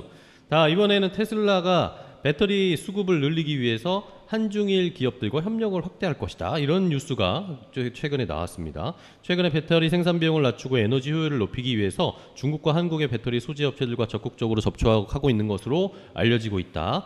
테슬라가 미국 내 4680 배터리 증산에 따른 비용 절감을 위해서 중국 업체 닝보론 메이뉴 에너지라는 이 회사에다가 소재 공급을 요청을 했고, 우리나라에서도 LNF와 3조 8천억 원 규모의 수주를 하는 걸 공급 계약을 맺기도 했죠. 이러면서 4680 배터리에 니켈 함량이 90% 이상인 양극재를 사용할 계획인데, 요것을 우리나라 기업이나 중국 기업이나 이런 아시아 기업들과 좀 협력을 하겠다라는 식의 네네. 이야기들이 나왔습니다. 또 이제 4680 관련돼서 이제 중요한 뉴스 중에 하나가 원래 이제 베를린 공장에서 4680을 만들려고 처음에 네네. 목표로 했는데, 지금 인플레이션 감축 법안 IRA 때문에 미국에서 만들면 보조금이 늘어난다고 해가지고 지금 베를린에서 하려고 했던 4680 그 공장 설비를 증설하다가 중단을 했어요. 중단을 하고 지금 그거를 텍사스 공장에서 지금 다시 만들고 있거든요. 그랬더니 유럽연합에서 꼬드기기 시작하는 거죠. 우리도 보조금 줄 테니까 너네 앞으로 어차피 배터리 많이 필요할 테니까 베를린에서도 만들어라. 이렇게 슬슬 꼬시고 있어서 잘하면 테슬라가 두 군데에서 4680을 생산하게 되면서 자체적으로 이제 테슬라의 그 양산 체계에 맞는 배터리 수급을 원활하게 할 수 있는 조건들, 그러면서도 정부 보조금을 미국 정부에서도 받고 유럽에서도 받을 수 있는 두 마리의 토끼를 잡을 수 있는 기회가 올 수도 있다. 만약에 이런 얘기가 들리시면 여러분들 이건 대단히 좋은 소식입니다. 그렇죠. 베를린 공장에서도 4680 배터리 만들 수 있을까 체크를 해봐야 되겠고요. 원래 만들려고 설비를 거기다 가져갔다가 준비했는데, 멈춰버렸다라는 거죠. 네. 그거를 다시 재개할 수 있을지 유럽에서도 이렇게 자꾸 당근을 테슬라에 던져주고 있습니다. 자, 다음 뉴스를 또 확인해 볼까요? 테슬라가 중국의 비아디 배터리를 안 쓰겠다라고 했습니다. 비아디 LFP 배터리에 있다는 사고 화재 때문에 비아디의 배터리를 조금 지양하고 LG 에너지 솔루션이나 CATL의 점유율이 늘어날 것이다 라는 이야기. 그러면서 오히려 우리나라 기업인 LG 에너지 솔루션은 테슬라와의 좀 관계가 조금 더 돈독해지거나 가까워지지 않을까라는 그런 기대들이 있는 상황입니다. 자, 이러면서 LFP 배터리 생산에 진심인 또 뭔가 우리나라 기업들도 준비를 하고 있는데, 이러면서 LG 엔솔의 권영수 부회장이 중국 출장을 갔는데, 이 간 이유가 테슬라용 배터리를 점검하기 위해서 갔다라는 소식도 있습니다. 좋은 거죠. 왜냐하면 이제 4680이 훨씬 더 지금 가장 진화된 배터리이기 때문에 이런 것과 협력을 한다는 것 자체가 뭐 기술력을 우리가 뭐 빼올 수 있는 건 아니지만 대단히 좋은 시그널이라고 볼 수가 있습니다. 네. 그래서 따로 제가 한번 2차 전지에 관련해서는 한번 정리해서 시장 상황들 좀 말씀을 좀 드릴게요. 먼저 리튬부터 한 다음에. 네, 좋습니다. 4680 배터리에 대한 궁금증이 많다라는 그런 댓글들도 꽤 올라온 걸 저희가 확인을 했으니까 그런 편은 한 번 더 저희가 준비를 해보도록 할게요. 자, 마지막 뉴스는 테슬라 4680 배터리의 비밀. 그러니까 이 배터리의 이야기가 계속 나와요. 4680 배터리의 비밀 소스는 이라고 해서 코팅이 있다. 네, 로이터 기사가 나왔습니다. 테슬라가 2019년에 캘리포니아의 스타트업 맥스웰 테크놀로지를 인수하면서 그 회사에서 가진 기술, 건식 공정, 드라이 일렉트로드 코팅이라는 요 기술이 4680 배터리를 만들 때 굉장히 밀도와 출력을 높일 수 있는, 그러니까 뭔가 효율적으로 만들 수 있는 핵심 기술이 될 것이다 라고 로이터에서 분석 기사를 하나 썼습니다. 테슬라가 4680 전에가 뭐였죠? 3 뭔가 그 배터리에서도 동일 퍼포먼스를 내는데 7%의 리튬을 적게 쓰는 걸로 그 밝혀졌었죠. 그러니까 똑같은 퍼포먼스를 내더라도, 레인지를 내더라도, 그 다음에 출력 힘을 갖더라도 배터리 들어가는 함량이, 그러니까 즉 이 리튬의 함량이 적다라는 거잖아요. 네. 이것이 사실은 놀라운 기술력인 거고, 물론 이거는 이제 파나소닉하고도 같이 협력했던 부분도 없지 않아 있고, 근데 4680에서는 그 효율성이 더 좋아졌다고 얘기를 하는 거죠.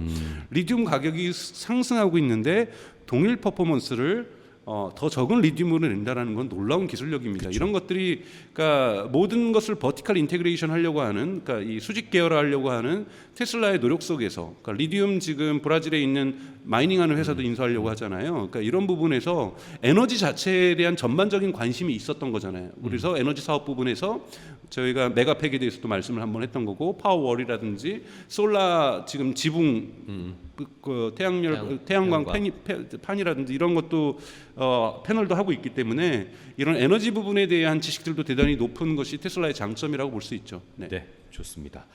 자, 이렇게 최근에 테슬라 관련된 이슈 몇 가지를 확인을 해봤고요. 자, 지난 시간에 저희가 테슬라의 단점, 이제 주가에 뭔가 부담을 주거나 하방 압력을 줄 수 있는 것들에 대한 이야기를 4가지를 확인을 해봤었죠. 중국 시장에 대한 위험, 미국 시장에서의 또 위험, 그리고 하나는 이 경기 침체에 대한 전반적인 전 세계 경제 상황에 대한 우려. 세 가지는 사실상 도전에 가깝고 그렇죠. 문제점이라기보다는 이 환경 자체가 조금 도전적인 상황이다, 어려운 상황이다였던 거고, 마지막이 이제 네트워크 이펙트가 없다. 네, 아파트 단지에서 모두가 테슬라를 가져버릴 경우에는 그럼 사람들 짜증 난다. 내가 이제 쿨하다고 얘기할 수가 없다. 그렇죠. 그죠? 뭔가 테슬라 지금 딱 집에 아파트 주차장에 세우면 뭔가 그렇죠. 사람들이 와서 한번 쳐다보고 가고 그렇죠. 다른 차에서 내린 사람이 내 차를 한번 쳐다보고 이렇게 이런 걸 원하는데 이제는 그러니까 테슬라가 다 깔리면 다 똑같아진다는 거죠. 네, 그래서 이 부분의 차별화를 어떻게 가져갈 것인가 되게 중요하다. 네트워크 이펙트는 내가 어떤 행위도 하지 않았는데 나와 다른 사람이 직접 네트워크 효과죠. 나랑 동일한 제품을 가졌는데 나의 유익이 커지는 것, 나에게 이득이 있는 거, 나의 이득이 커지는 것, 이런 것을 직접 네트워크 효과라고 그러고, 다른 집단, 카드사와 카드 가맹점사를 제가 카드 소지자와 카드 가맹점사를 들었는데 이런 것처럼 같은 것은 간접 네트워크 효과 이런 걸 얘기했는데 테슬라에게는 직접 네트워크 효과는 확실하게 없다. 네트워크 효과가 없으면은 위너텍스 올이라고 하는 이 실리콘밸리의 테크 기업들이 빅테크 기업들이 성장했던 대표적인 모트 해자를 만들어내기가 어렵다. 이런 부분에서 그 문제가 있다라는 부분 말씀을 좀 드렸던 거고요. 그렇습니다. 자, 교수님, 그러면 오늘 장점에 대해서 얘기를 해볼까요? 첫 번째는 뭘까요? 첫 번째는 제 화면을 보시면 램프업입니다. 램프업이라는 영어를 표현을 쓰는데 뭐죠? 한국말로는 이걸 뭐라고 번역할까 하다가 양산 체계. 우리 양산 체계하면 대량 생산이라고 보통 할 수 있죠. 네네. 대량 생산 체계의 설비만 갖췄다가 아니라 실제적으로 대량 생산을 시작을 하게 되면 어떤 효과를 갖게 되느냐면 여러분들 아시는 이코노미스 오브 스케일, 규모의 경제 효과를 가질 수 있습니다. 그러니까 정확하게는 파지티브 이코노미스 오브 스케일인데 규모의 경제를 우리가 어떻게 쉽게 이해하냐면은 동일한 인풋을 넣었을 때 더 많은 아웃풋을 만든다. 네. 또는 동일한 아웃풋을 더 적은 인풋으로 만든다. 이게 바로 규모의 경제 효과라는 거거든요. 동일한 아웃풋을 더 적은 인풋으로 만든다. 아웃풋은 매출이고 다 팔린다고 생각했을 때 인풋은 코스트라고 생각한다면 매출 빼기 코스트가 프라핏이잖아요. 그쵸? 프라핏이 커질 수밖에 없다라는 거예요. 그러니까 프라핏이 본격적으로 커질 수밖에 없는 램프업 구간인데 우리가 이 그림 여러분 보시면 시간이 지날수록 매니팩처링하는 생산량을 우리가 Y 좌표로 보고 오른쪽을 시간으로 본다라면 X 좌표를 시간이 지날수록 생산량이 급증하는 이 기울기가 가파라진 구간을 보통 우리가 매니팩처링에서 램프업 구간이라고 얘기를 합니다. 그럼 이 램프업 구간에 지금 테슬라가 들어갔다라는 거예요. 근데 이 램프업 구간에 지금 들어간 기업은 딱 2개가 있습니다. 하나가 테슬라고 하나가 BYD예요. 그러니까 지금 현대기아차도 지금 램프업 기간에 못 들어갔어요. 아무리 아이오닉이 많이 팔려도 작년에 토탈 많이 팔린 것이 아이오닉하고 EV6하고 이거 다 합쳐서 현대차의 코냐 이런 거 다 합쳐가지고 100만 대가 안 돼요. 80만 대 겨우 될 거예요. 네네. 신속하게 만들었다는 부분에서 현대기아차에 저는 박수를 보냅니다. 신속하게 만들었다라는 거에 대해서는 박수를 보내지만 아직까지 이러한 램프업 구간에는 못 들어갔다라는 부분에서는 근데 곧 뭐 언젠간 들어갈 수 있겠죠. 그래서 이 하이 볼륨으로 만들기 시작하면서 본격적으로 요 구간이 뭐냐면 아까 전에 제가 어제 말씀드렸던 단점에서 얘기했던 넷 인컴에 대한 하방 압력을 받는다라는 거지만 이 그림하고 뭐 똑같냐면 넷 인컴이 파지티브해진 것은 다 램프업 구간에 들어가기 시작하면서예요. 네네네. 그러니까 램프업 구간에 이게 들어갔다는 시그널이거든요. 그래서 이 램프업 구간에 들어갔다는 부분은 테슬라의 결정적인 장점이다. 근데 우리가 또 다른 지난주에도 얘기를 했었잖아요. 테슬라가 2천만 대를 만들어낼 것인가. 2천만 대를 만들기 위한 계획을 착착 차곡차곡 진행하고 있다. 2천만 대라는 것은 공장을 만들어야 되니까 멕시코 공장을 만든 거고 공장만이 아니라 동일한 공장에서 더 많이 생산하기 위해서 테슬라가 새로운 언박시드 프로세스라고 하는 생산 공정을 바꾸는 언박시드 프로세스라고 하는 새로운 생산 공정의 혁신을 가져왔다라는 것. 그래서 공간의 효율성도 만들어냈다라는 거예요. 그러니까 즉 뭐냐? 동일한 공간에서 더 많이 만들어낼 수 있다라는 것. 이것도 다 규모의 경제 효과를 만들어내는 거죠. 그쵸. 그러니까 텍사스 공장에서는 연 100만 대를 만들어낼 수 있다. 80만 대에서 100만 대 만들어내는 거고 베를린 공장에서 연 80만 대 기획했는데 100만 대 만들어내는 거고 상하이 공장에서 80만 대 기획했는데 100만 대 만드는 거고 이 100만 대가 120만 대, 140만 대까지도 갈 수 있다는 얘기잖아요. 징후들을 읽을 수 있는 것들이 계속해서 공장이 늘어나는 거 숫자 대비 멕시코까지 늘어났을 때 더 많은 차들이 만들어질 거라고 보고 있습니다. 그리고 또 하나는 이것을 갖추기 위한 리튬을 확보한다는 것. 가장 중요한 거죠. 리튬 확보를 어떻게 할 것인가. 그리고 또 지금 한국하고 미국, 중국하고 일본에서 지금 계속해서 파트너십들을 늘려가면서 이 배터리들의 안정적인 수급을 만들어낸다는 건 자신들은 공장에서 램프 구간에 들어왔기 때문에 리튬과 배터리만 안정적으로 수급되면은 차량을 찍어내듯이 계속해서 만들어낼 수 있기 때문에 이 협력 관계를 만드는 건 대단히 중요하다는 거죠. 왜 램프업 구간에 들어왔고 심지어는 이 램프업을 점프업할 수 있는 언박시드 프로세스라고 하는 생산 공정의 혁신. 이거는 타임도 줄일 수 있고 스페이스 이피션시라고 공간 얘기했잖아요. 제약도 그러니까 공간 효율성, 시간 효율성 이런 것들을 갖고 오면서 비용을 절감시키겠다라는 거거든요. 비용 절감시킨다라는 건 아까 말했던 동일한 아웃풋을 더 적은 인풋으로 만들어낸다. 즉 규모의 경제 효과를 더욱더 극대화하겠다는 부분에서 이거는 제가 보기에는 대단히 매지컬한 거고 미라클과 같은 사실은 다른 기업들이 구현해내고 있지 못하다는 부분에서 저는 이거는 테슬라의 강력한 힘이라고 저는 생각이 들어요.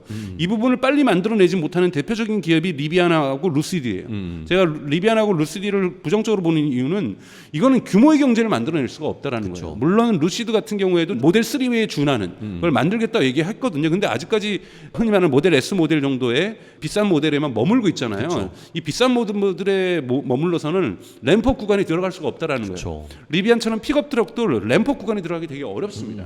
그러니까 이러한 부분을 좀 볼 필요가 있다라는 거고 테슬라는 모델 3와 모델 Y를 통해서 램프업 구간에 들어갔고 이 부분의 경사도를 더욱더 기울기를 높여내는 것은 언박시드 프로세스라는 거고 여기에 모델 2까지 추가된다라면 대단히 좋은 양산 체계 구간을 계속해서 만끽하게 될 것이다.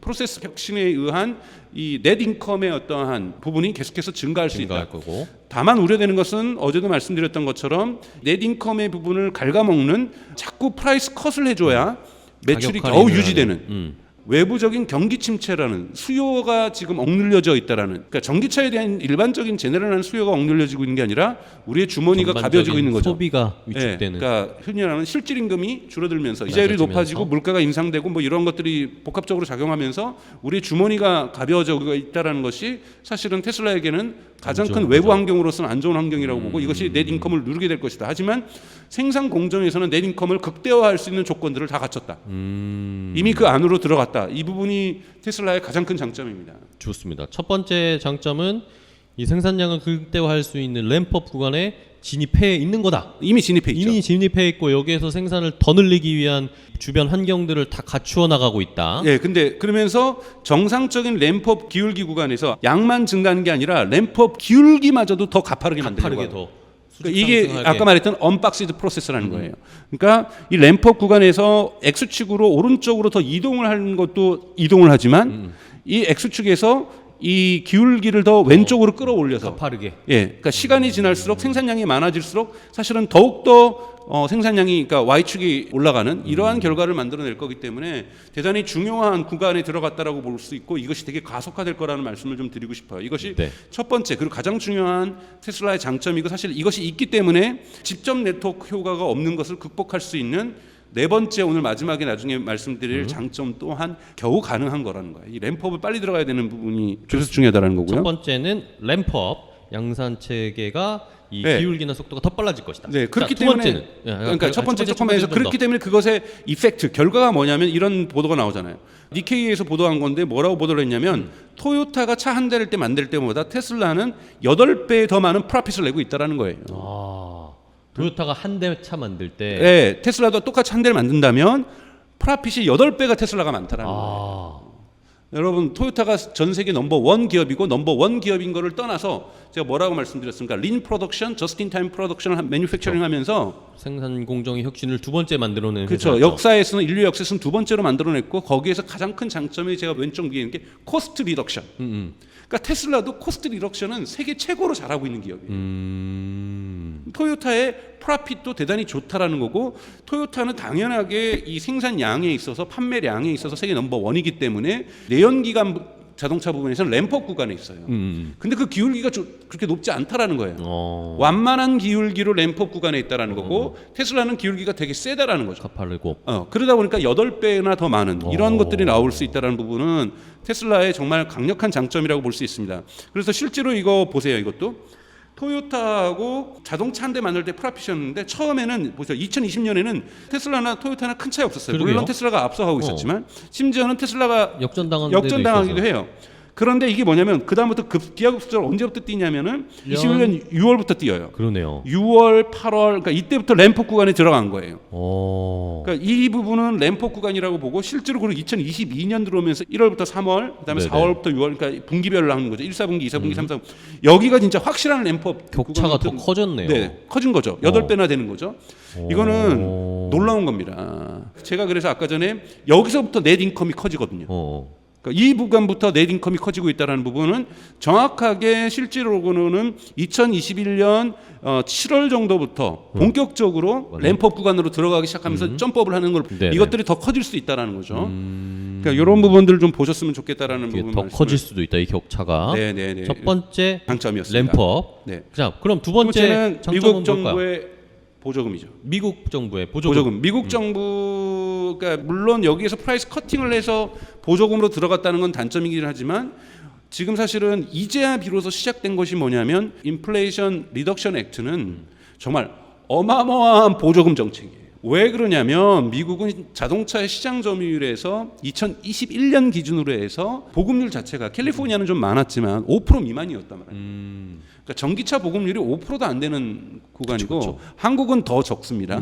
5% 안 되는 구간을 갖다가 뭐라고 얘기를 했냐면 바이든이 2030년 되면 미국에서 신차 전기차 비율을 50%까지 끌어올리겠다고 했어요. 50% 끌어올리는 건 자연 발생적으로 가능한 것이 아니라 그쵸. 인플레이션 법안이. 리덕션 액트를 발동을 해서 이러한 자극제를 주겠다라는 건데 테슬라가 원래 그 받을 수 없는 가격대예요. 워낙 비싸서. 그렇죠. 근데 이거를 딱 깎아가지고 골로 탁 들어간 거죠.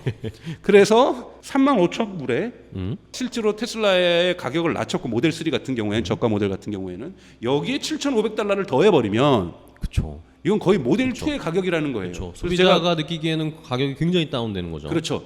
2만 달러 후반대에 실질적으로 소비자는 테슬라 모델 3를 살 수 있는 거예요. 그렇죠. 미국에서. 네, 미국에서. 그러면은 2만 달러 후반이면은 우리나라 돈으로 그거를 대충 치면은 한 그랜저 가격이나요? 3천만 원 뭐 한 초중반?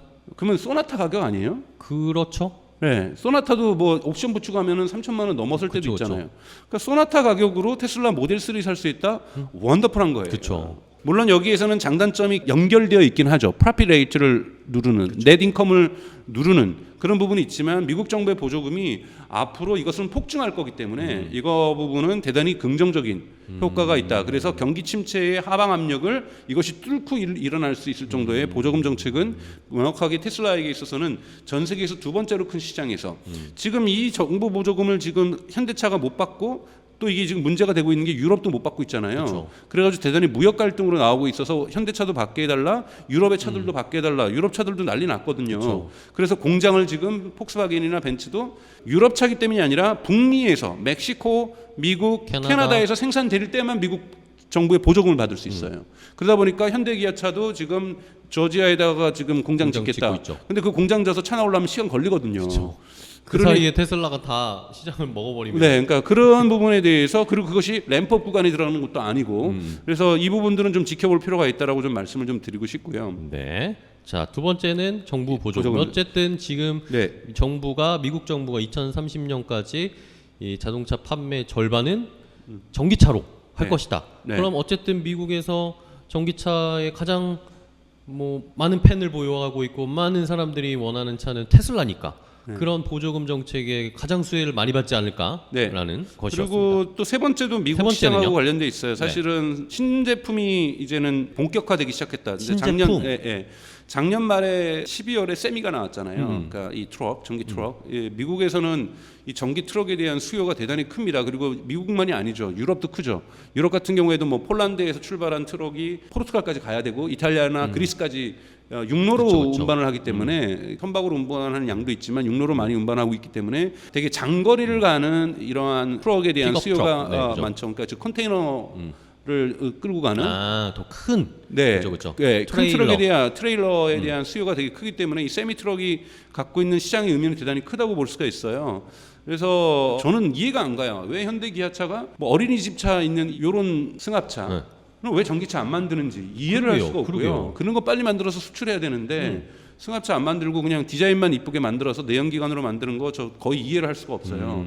그런 것도 빨리 전기차로 가야 된다고 생각이 드는데 포터 같은 경우에는 억지로 그냥 낑겨와가지고 전기차 포터를 좀 만들긴 하던데 트럭, 네, 1톤 트럭. 트럭. 근데 이런 세미 부분에서의 이 기술력 그리고 저도 한번 MIT 공대에서 유튜브 영상 찾아보면 있습니다. 이 세미 트럭이 갖고 있는 수학적으로 풀기 어려울 정도로 어떻게 이런 파워를 내는지 이 무게를 이끌면서 이 배터리 팩 정도를 가지고 이거는 공학의 승리라고도 얘기를 하고 있어요. 그래서 세미 트럭을 만든 신제품이 있고 그리고 또 말 많고 탈 많았던 사이버 트럭이 올해 3, 4분기부터는 출시하겠다고 했죠. 출시하겠다는 게 될 수밖에 없는 게 이 보도예요. 작년 12월 24일 보도인데요. 네. 드디어 테슬라가 사이버 트럭을 만들기 위해서는 이 로봇, 이 쿠카라고 하죠. 이 쿠카라고 하는 이 로봇 팔 우리가 이거 현대자동차에도 보통 용접하는 거 이거 다 쿠카가 그쵸. 시장 정리 다 하고 있어요. 이 쿠카에 대한 재밌는 얘기 하나 해드릴까요? 이 쿠카가 독일 기업이에요. 네. 원래 독일 기업이었는데 이거를 중국이 샀습니다.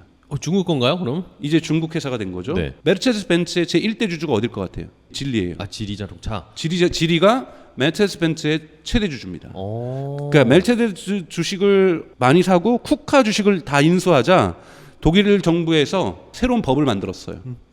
독일의 핵심 기업에 대해서 중국에 있는 기업이 지분을 살 때는 독일 정부의 허가를 받을 것. 그 대단한 사건이 바로 이 쿠카가 넘어가면서부터거든요. 쿠카는 ASML인가요? 그 네덜란드에 있는 반도체 그 기업처럼 자동차 생산 공장의 자동화에 있어서 쿠카가 차지하는 역할은 절대적이거든요. 그래서 이 쿠카 주식을 대량으로 매입하면서 쿠카가 중국 기업으로 넘어갔다는 소식도 좀 알려드리면서 근데 사이버 트럭용이라고 명시하면서 쿠카를 대량으로 작년 말에 구매를 했어요. 그러면 지금 쿠카가 설치되고 있을 거 아니에요. 그렇죠. 쿠카가 설치되고 있어 테스트에 들어가고 있을 거면서 그러면 이제 사이버 트럭에 대한 대량 생산 체계도 텍사스 공장에서 만들어질 거라고 예측하고 있는데 이제 준비가 거의 완료됐다. 그러면 이제 확실하게 사이버 트럭이 판매가 올해 하반기부터는 시작될 거다. 7, 8, 9월에는 아마 시작될 거라고 예측하고 있는데 그러면 신제품이 2개가 더 늘어나는 거죠. 작년 12월에 나왔던 세미가 좀 양산 체계를 본격적으로 갖기 시작할 거고 그 다음에 쿠카가 이제 저기 들어왔으니까 이제 사이버 트럭이 만들어질 거다. 그리고 우리가 기대하는 모델 2가 더 역사적인 결정적인 순간 저는 모델 2가 발표되는 순간 테슬라의 주가는 안 오를 수가 없다고 저는 생각이 들어요. 계속 모델 2가 강조하고 계십니다. 네, 모델 2가 나와야 네 번째 문제가 해결이 되거든요. 그리고 아까 말했던 네트워크 효과를 못 갖고 있는 단점을 극복할 수 있는 것은 모델 2밖에 없어요. 그래서 모델 2가 중요한데 모델 2에 대한 모델 발표는 제가 말씀드렸잖아요. 지금 하면 안 된다. 지금 보조금 떼려서 지금 사실 모델 3가 보조금까지 받으면은 모델 2의 가격으로 테슬라가 원래 의도했던 거는 $20,000대의 모델 2를 만들겠다는 거였거든요.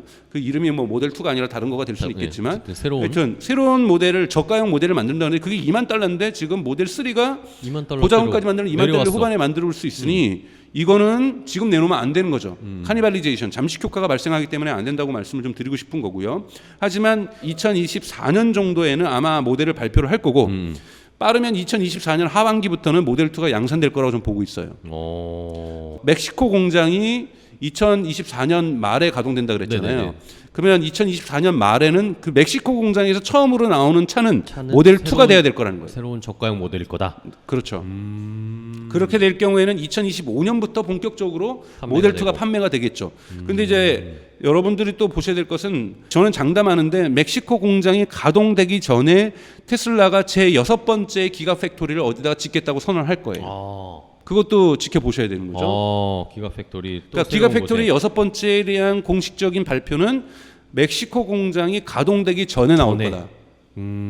그러지 그러면- 않으면 2,000만 대를 채울 수가 없어요. 그렇죠. 더 제가 늘려야 캐시우드의 1,800달러에 대해서 반박하면서 2026년에 테슬라가 생산할 수 있는 대수는 900만 대라고 봤는데 900만 대를 하기 위해서도 멕시코 공장 말고 하나 더 필요합니다. 그렇죠, 그렇죠, 그렇죠. 그러니까 2026년까지 또 가동할 공장이 하나가 제 6번째 기가 팩토리가 필요할 거고 그것도 곧 발표가 뭐 캐나다가 됐던 유럽의 다른 곳이 됐던 뭐 중국의 한 곳이 됐던 리스크가 많아서 중국은 안 할 것 같고 그냥 상하이 동남아 공장을 쪽이 됐든, 인도가 됐든. 인도네시아가 됐던 뭐 이러한 방식을 보시게 될 거라고 저는 생각이 들고요. 좋습니다. 그래서 이런 신제품들이 나오는 것도 계속해서 이제는 모델 3만 주구장창 봤던 또는 모델 3의 변형인 모델 Y만 봤던 이런 부분을 조금 이제는 벗어나게 된다는 부분에서 중요하고요. 네. 세 번째가 신제품. 신제품이었습니다. 네. 세미 트럭이 작년 연말에 나왔고 올해는 사이버 트럭이 나올 반드시 거고. 나올 수밖에 없다. 네. 이미 인베스터 데이 때 얘기했죠. 그것도 네. 올해는 그리고 이러한 출시할 거다. 실질적으로 이러한 보도도 나온 것처럼 그 생산 사이버 트럭을 준비도 생산할 다. 수 있는 라인을 할 수 있는 로봇들이 수입되고 있다. 그리고 마지막으로 모델 2일지 뭐 이름은 모르겠지만 새로운 저가형 모델을 멕시코 공장에서. 멕시코 공장 내년 연말에 멕시코 공장이 오픈할 때 아마 그 첫 출시가 되는 출고가 되는 차가 모델 새로운 2일 거다. 저가형 모델일 거다. 네. 이렇게 신제품 라인업이 계속 준비되고 있다는 것도 장점. 네. 세 번째였고요. 그다음에 이제 네 번째 마지막이 네. 역시 소프트웨어죠. 소프트웨어. 자. 이게 이제 지금 어제 말씀해주신 이 네트워크 이펙트에 관련된 이야기입니다. 그렇죠, 그렇죠. 네트워크 이펙트 관련된 자동차는 소프트웨어를 만들기가 되게 어렵습니다. 왜냐하면 아이폰에 있는 소프트웨어는 하드웨어 안에서 물론 물리적인 것을 다 이걸 다 연결하죠. 근데 아이폰의 부품 수보다 전기차의 부품 수가 더 많거든요. 그렇죠. 그리고 제어해야 될 것도 브레이크도 제어해야죠. 생명하고 관계된 것도 제어해야 돼요. 사실 제어해야 될 것들이 되게 많기 때문에 사실 지금 소프트웨어가 있고 OS가 있어요. 근데 뭐 루시드도 OS가 있다 그래요. 근데 이것이 100% 커버리지를 갖고 있지 않아요. 아이폰 여러분들 이 케이스 빼고는 100%를 다 컨트롤합니다.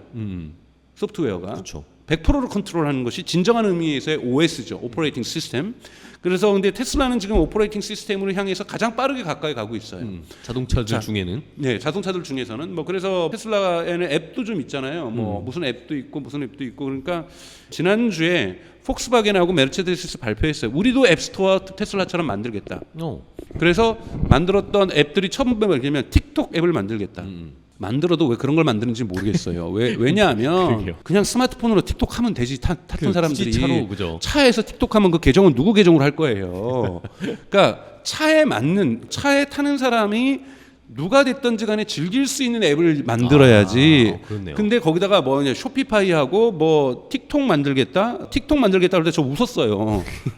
틱톡은 계정 주인이 중요한데 그렇죠. 딸애가 아빠랑 같이 탔는데 자기 계정 아빠가 보게 하겠어요? 그렇죠. 안 쓰겠죠. 차 틱톡은 안에서 안 어떻게 하겠지. 보는가에 따라서 알고리즘도 바뀌게 되면서 포유 페이지에서 추천 내용이 달라지는데 딸의 거를 아버지가 보는 순간 딸을 틱톡은 망하는 거예요. 딸의 선호도에 맞춰서 포유 페이지가 구성되어 있는데 그렇죠. 추천 페이지가 구성되어 있는데 그거를 망치겠다라는 거잖아요. 이건 있을 수 없는 일이에요. 그러니까 발상 자체가. 그러니까 이게 어디서 나오냐면 소프트웨어가 많이 깔리면 깔릴수록 여기에서 앱스토어라든지 다른 형식들이 작동할 수 있어서 간접 네트워크 효과가 발생할 수 있어요.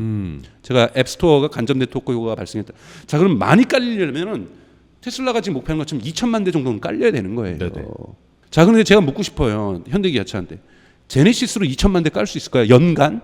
누적이 아니라 메르체데스 벤츠가 지금 고사양으로 계속 간단 말이에요. 그러면서 명시했어요. 작년 초에 메르체데스는 프리미엄 EV로 간다라고 자기 전략을 명확하게 했어요. 공표했어요. 그럼 프리미엄 EV로 간다는 건 마진율이 좋기 때문인 거거든요. 근데 여러분 프리미엄 EV로 가면은 메르체데스 벤츠가 S클래스가 C클래스까지도 우리가 치더라도 연간 2,000만 대가 생산될 수 있겠냐고요. 네트워크 이펙트로 연결되려면 시중에 돌아다니는 차가 2만 대, 3만 대, 5만 대, 10만 대는 돼야 되는 거예요. 그럼 테슬라가 2,000만 대를 만들겠다는 거 그거 5년만 끌면은 10만 대예요. 그리고 2,000만 대 끌기까지 전에 누적된 것도 10만 대는 넘을 거. 벌써 40만 대잖아요. 40만 대. 40만 대면은 몇백만 대가 돌아다녀야 이 소프트웨어가 연결되면서 그러면서 뭔가 효과가 시너지가 나겠죠. 그죠. 그러면은 내가 여기다가 앱을 만들더라도 주차 앱을 만들던 뭐 여기다가 호객 노노 앱을 만들던 차로 지나가면서 아파트값 구경하면서 다닐 수 있고 뭐 그런 거 좋- 이런 걸 생각해야 되는 그런 거잖아요. 거 좋네. 차가 지나가면서 뭐 유리창의 윈도우에 저 이쪽 아파트 지대의 평균 가격들이 시세가 나오고. 딱딱딱 나오고 갑자기 오. 시세가 떨어진 데는 파란색으로 나오고 그렇지. 시세가 올라가고 있는 데는 빨간색으로 표시되고 그럼 한번 가보고 그럴 수 있겠네. 가보고 뭐 이런 식으로 뭐 예를 들면 유리창 윈도우를 갖다 AR 글래스로 한다든지 뭐 이런 식의 것들을 다양하게 구현해낼 수 있으면서 부가가치를 창출할 수 있고 간접 네트워크 효과를 갈 수 있고 테슬라를 탄다라는 거는 그래 우리 아파트 단지에 있는 차들이 다 100% 테슬라야. 짜증은 나. 짜증은 나지만 안에 타면은 내가 체험하는 게 달라요. 그쵸. 왜냐하면 소프트웨어가 달라지고 앱이 달라지면 우리가 아이폰도 저희 아버지가 쓰는 아이폰하고 제가 쓰는 아이폰하고 쓰는 게 달라요. 저희 아버지는 카톡밖에 안 써서 왜 굳이 아이폰을 사는지 저는 지금도 이해할 수가 없어요. 네? 쓰기도 어려운데. 근데 또 제가 제 조카의 아이폰을 보면은 제가 좀 무안해요. 제 거를 키기가. 그쵸. 저 친구는 정말로 활용을 잘하거든요. 그러니까요. 여러 그러니까 가지를 쓰고. 소프트웨어가 풍부해지고 거기에서 앱 생태가 진화되면 서로 다른 아이폰이 만들어지는 겁니다. 서로 다른 갤럭시 폰이 만들어지는 것처럼 똑같은 모델 3, 모델 2도 서로 달라질 수 있어요. 그러면 뭐가 중요하냐면요. 저가형을 많이 만들어서라도 많이 팔아야 돼요. 차를 많이. 최대한 빠른 속도로 다른 차들 사기 전에 최대한 빠른 속도로 테슬라의 브랜드가 있는 것이 아파트 단지를 100% 장악하는 것이 더 중요합니다. 그러려면 어떻게 인간이 모두 다 모델 S를 못 사기 때문에 모델 3를 사는 건데 모델 2까지 내려가 보고 있고 모델 1까지 나온다고 생각해 보세요. 그럼 우리나라가 사실 아파트 단지 가면 외제차가 아무리 많긴 많지만 현대가 다 장악하고 있잖아요. 현대기아차가. 그러면 거기다가 다 소프트웨어와 앱 생태가 달라지면 다른 공간이 되는 거 그 안에서는. 그쵸. 젊은 사람들이 탔을 때 그 안에서 즐기는 앱 생태계와 나이 드신 사람들이 탔을 때의 앱 생태계가 달라질 수가 있다란 말이에요. 그러면은 거기서 개성을 느끼는 거거든요. 차에서는 개성을 느껴야 된다라는 거예요. 그렇네요. 근데 개성을 느끼는 하드웨어는 한 회사가 다 장악할 수 없지만 소프트웨어의 다변한 결합, 컨비네이션을 통해서 다양성을 느낄 수 있다라는 거예요. 그래서 자동차의 외관의 다양성이 아니라 자동차를 탔을 때 체험의 다양성이 만들어질 수 있다라는 거죠. 그렇기 때문에 저는 현대차, 기아차한테 경고하고 싶은 게 바로 그런 거예요. 그러니까 고가형 차를 만들어 가지고 이윤율 많이 만들려고 하면 안 돼요. 지금은 어떻게든지 기술을 혁신을 만들어내서 저가형 자동차를 많이 뿌려야 돼요. 지금 예를 들자면 많이 굴러다니게 해야 된다는 거죠. 네, 프랑스에서 잘 팔리고 이탈리아에서 잘 팔리는 전기차는 $10,000예요. 그게 누가 만드는 거냐? 피아트하고 푸조하고 시트로엥. 그러니까 여러분 스텔란티스가 어느 회사 합치냐면 가장 크게는 피아트. 피아트가 사실 먹은 거죠. 그다음에 프랑스에 있는 푸조와 시트로엥을 만드는 회사. 그다음에 미국의 크라이슬러. 요 회사들이 크게 세 개 기업이 합친 거잖아요. 네네. 그런데 여러분 아셔야 되는 것이 피아트하고 하면서 뭐가 분리되어 나왔냐면은 페라리는 독립회사로 분리되어 나왔어요. 그러니까 피아트는 되게 소형 자동차를 만드는 회사예요. 그쵸. 물론 거기 알파로메오라고 하는 중저형 자동차를 만드는 회사도 있지만 푸조하고 시트로엥은 물론 시트로엥은 하고 푸조가 조금 대형차를 중형차를 만들겠지만 저가형 보급형 소형차를 만드는 회사로 유명해요. 그렇죠. 유럽에서. 예, 유럽에선.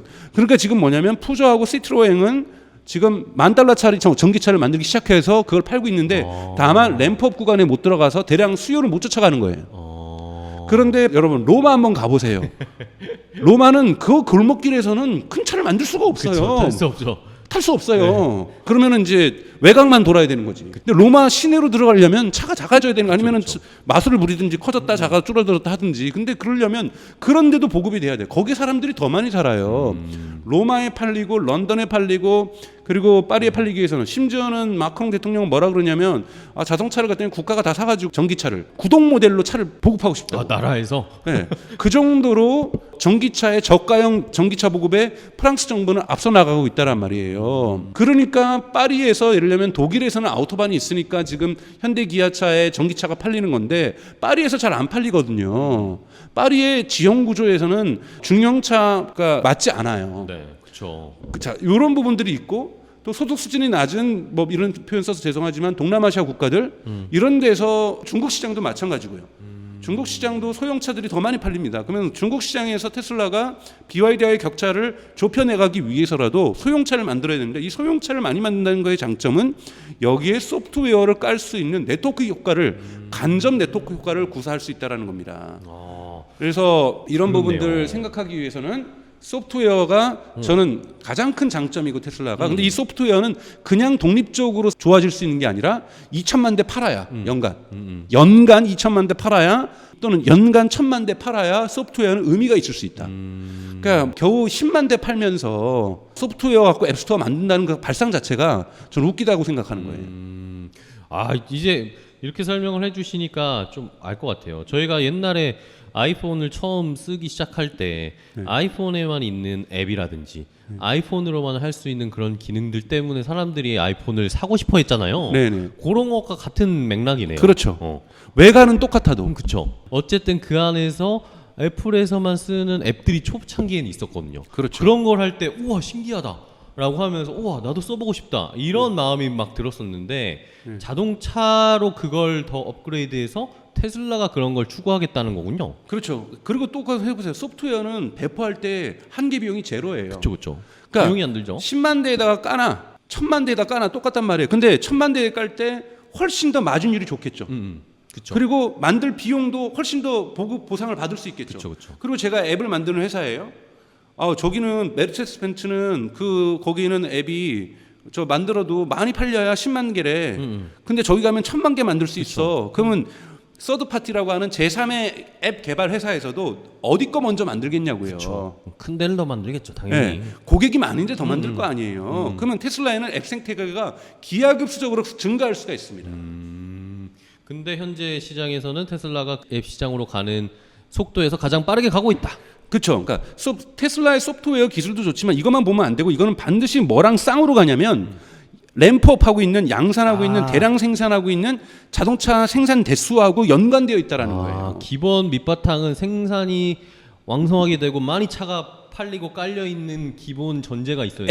소프트웨어가 의미가 있을 수 있지. 그렇죠. 적게 팔리면 소프트웨어의 의미는 작다라는 거예요. 그런 의미에서 저가형 자동차는 반드시 필요하다. 그래서 저가형 자동차가 양산될 때 이 소프트웨어가 궁합을 만들어내면서 테슬라의 넷 인컴은 급증할 겁니다.